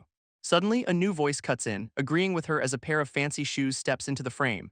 Yuki's head whips around, realizing their private pep talk just got seriously crashed. An older, butler-looking guy appears, calling out to another person named Vint who is standing right behind them. This Vint guy, holding a very mean-looking sword, compliments Yuki on his battle readiness, which is never a good sign. But then he adds a big however, and from the look in Yuki's eye, things are about to get way more complicated. This Vint guy wastes zero time, immediately coming at Yuki with a nasty-looking purple energy slash. He lectures Yuki mid-clash, saying his current power level just is not gonna cut it for a dungeon collapse. Our boy is barely holding on, thinking this dude's sword swings are absolutely insane. Vint continues his TED talk on combat, explaining that just finding an opening will not work this time. With another massive energy blast, he completely overpowers Yuki's defense, telling him he needs truly overwhelming, absolute power to win this fight. This swordsman proceeds to just style on him, sending Yuki flying all over the place. He demands nothing less than an absolute victory, driving his blade down with brutal force. And Yuki gets sent tumbling to the ground, completely outmatched by the sheer pressure. This guy then explains his victory needs to be perfect, the strongest and most optimal no-pressure kid. It clicks for Yuki that he needs a skill, but Vince's glowing red eye shows he is one step ahead. So our boy unleashes his Blood Blossom Beautiful Blade, a flurry of desperate, high-speed slashes. He grits his teeth and declares this is his fighting style, ready to turn the tables. At the same time, a massive chunk of the landscape starts getting ripped out of the ground. Turns out Elvina is backing him up, using her super strength to literally weaponize the terrain. Vince just looks up at the giant flying rock, calmly identifying it as another skill. But then his eye glows and he calls out Blood Blossom Blade Form 2, wait, he has the same skill. He unleashes his own version, a swirling vortex of red energy that just tears through Yuki's attack. Yuki is completely floored, realizing this is a new technique he has never seen before. And Vin explains his spinning attack is designed to pierce deeper, making Yuki's style totally useless now. This old butler calmly informs Yuki that his current strength is, to put it mildly, incomplete. Yuki, completely wrecked, realizes Elvina is down and he is running out of options fast. With his own glowing purple sword raised high, the butler looms over him against the full moon. This blade stops just shy of our boy's throat in a classic I am in charge here power move. Instead, it slams into the ground right next to him, leaving Yuki totally bewildered. This guy explains Liber's only rule was keep him alive, so this is just training to avoid an accident. He then tells a very confused Yuki to get on his feet for the next lesson. Our boy asks if he is really helping him, questioning if this is some kind of betrayal against Liber. But the butler clarifies that Liber left the how asterisk up to them, giving them a perfect loophole. Apparently some monsters still hate humans and are using this whole manhunt as an excuse to act up. We even see another of his summons desperately holding off a giant snake monster elsewhere in the dungeon. So for the good of everyone, Yuki needs a serious power-up like yesterday. He turns to check on Elvina, who is looking a little worse for wear after that last attack. She just tells him to hold on while she patches up his arm. What a pro, Yuki realizes this is another one of those trained by almost dying deals, and he is grimly prepared for it. His new mentor seems to approve of that hardcore mindset at least. But he also warns that if Yuki fails this, he is getting dragged right back to Liber, no questions asked. Accepting the terms, our boy asks what the first lesson is going to be.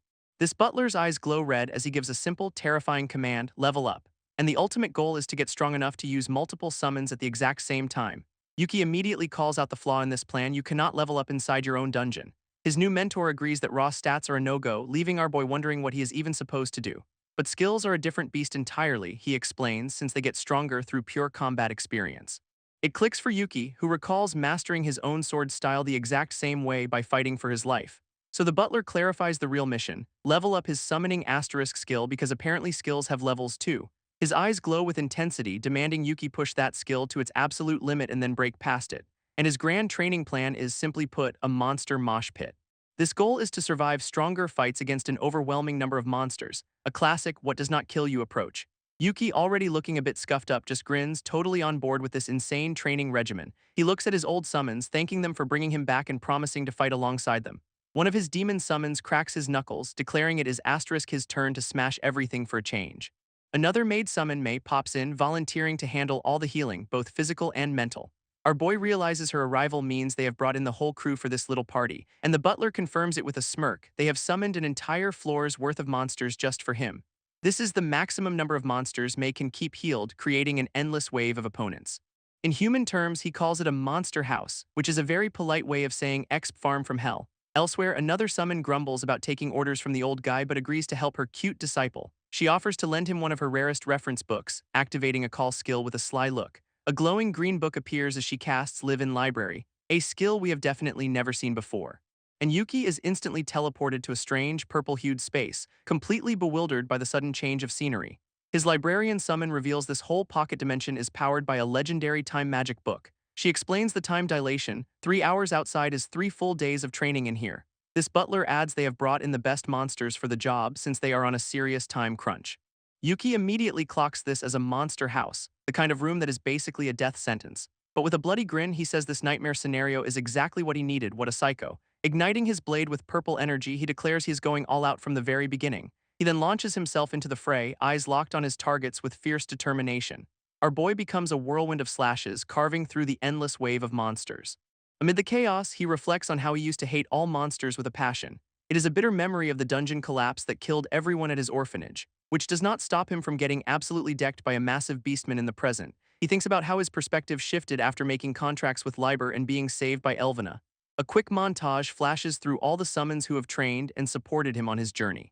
Suddenly, a monster's eye glows with intense power, signaling a major attack is coming, and Yuki gets a fist full of pain right to the face, sending him flying backward. He barely manages to block a follow-up sword strike, the impact rattling him to the bone. Completely surrounded, he is fighting for his life against a dragon and a swarm of other high-level threats. For a moment, he remembers his past self, just a weak, F-rank porter nobody ever noticed. Now he is the one trying to stop a world-ending event, his summoning mark glowing with resolve, and his next big summon is a cutie bat, truly a weapon to surpass Metal Gear. Turns out his ultimate weapon is a pocket-sized blood bank, and the little guy just finished the transfusion. Fully juiced up, Yuki unleashes his Blood Blossom blade again, ready for another round of pain. Even his top-tier healer maid May admits she might not be able to patch him up completely this time.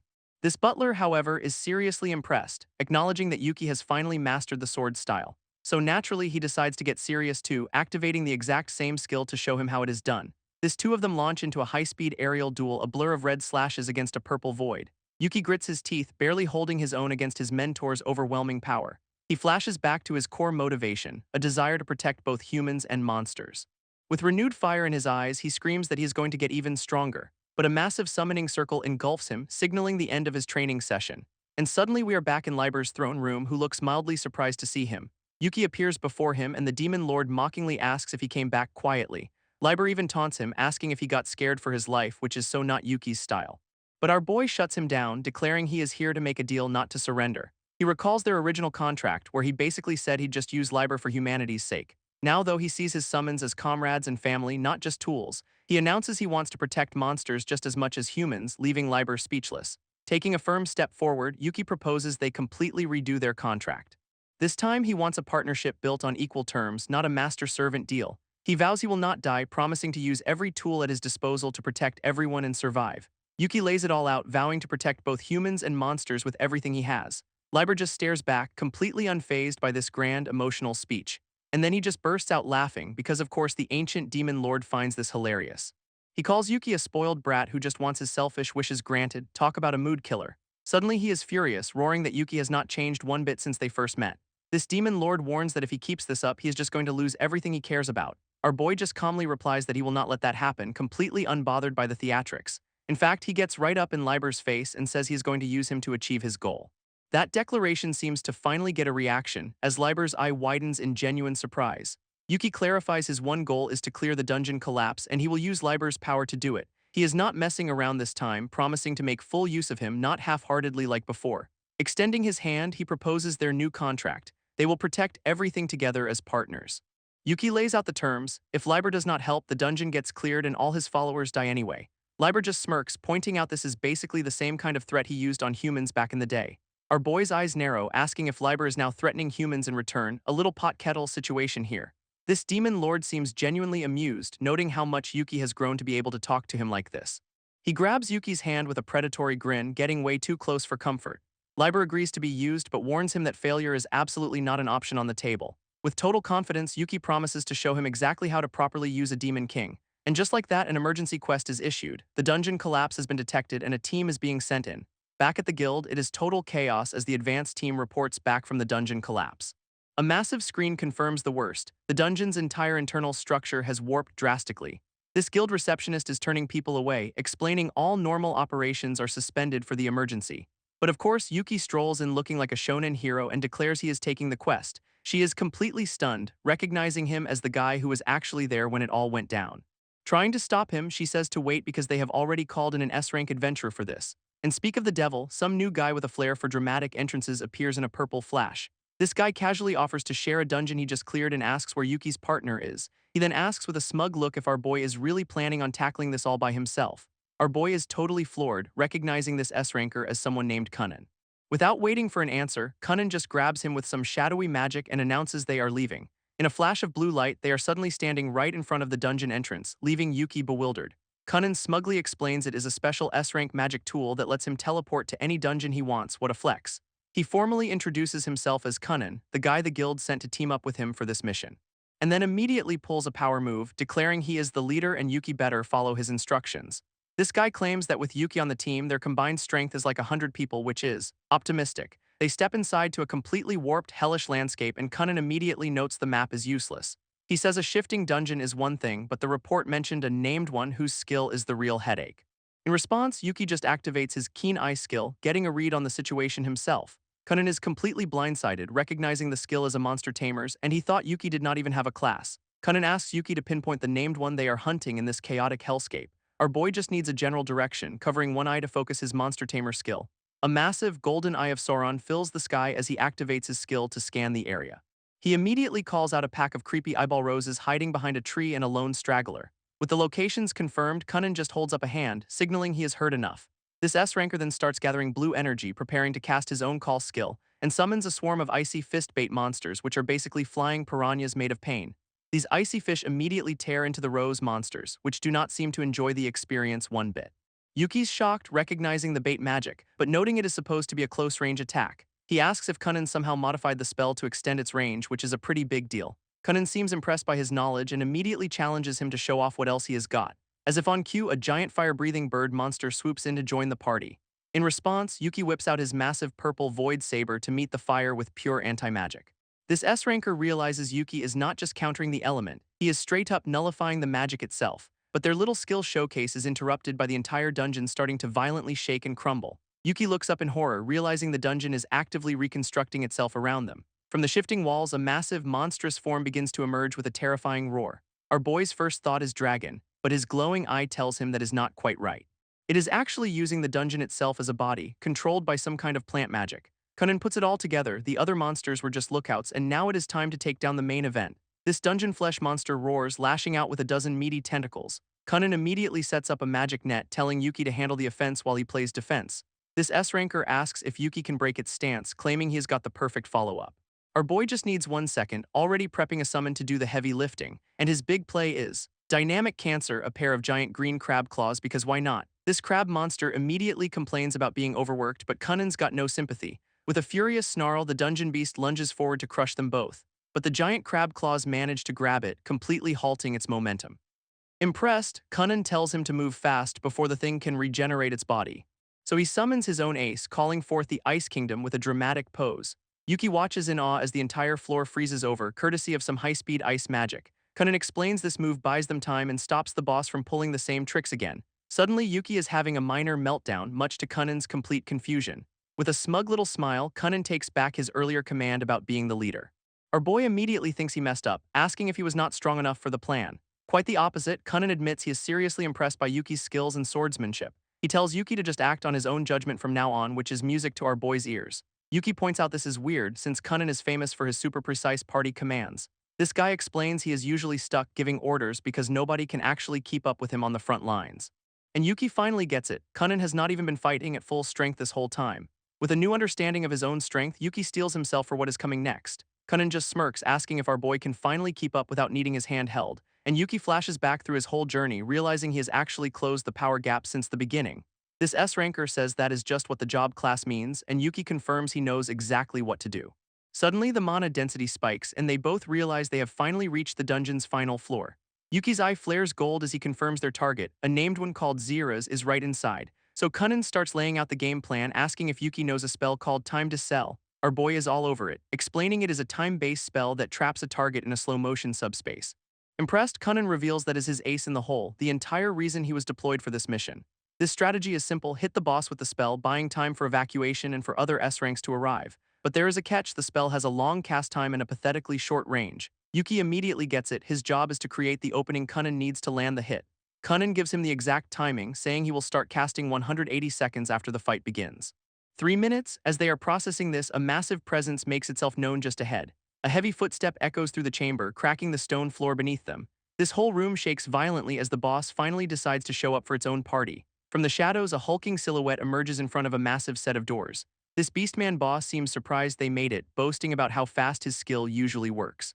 And with a massive crash, he just smashes right through the reinforced doors to greet them. But his grand entrance is met with confusion as he seems genuinely shocked by what he sees. Kunin flexes that 3 minutes is his average clear time, deciding he will see if the boss is even worth using the spell on. Our boy is thinking, yep, that is an S-ranker for you, but he has got his own trump card ready to go. And with their resolve set, the two of them charge into battle, ready to stop this dungeon collapse together.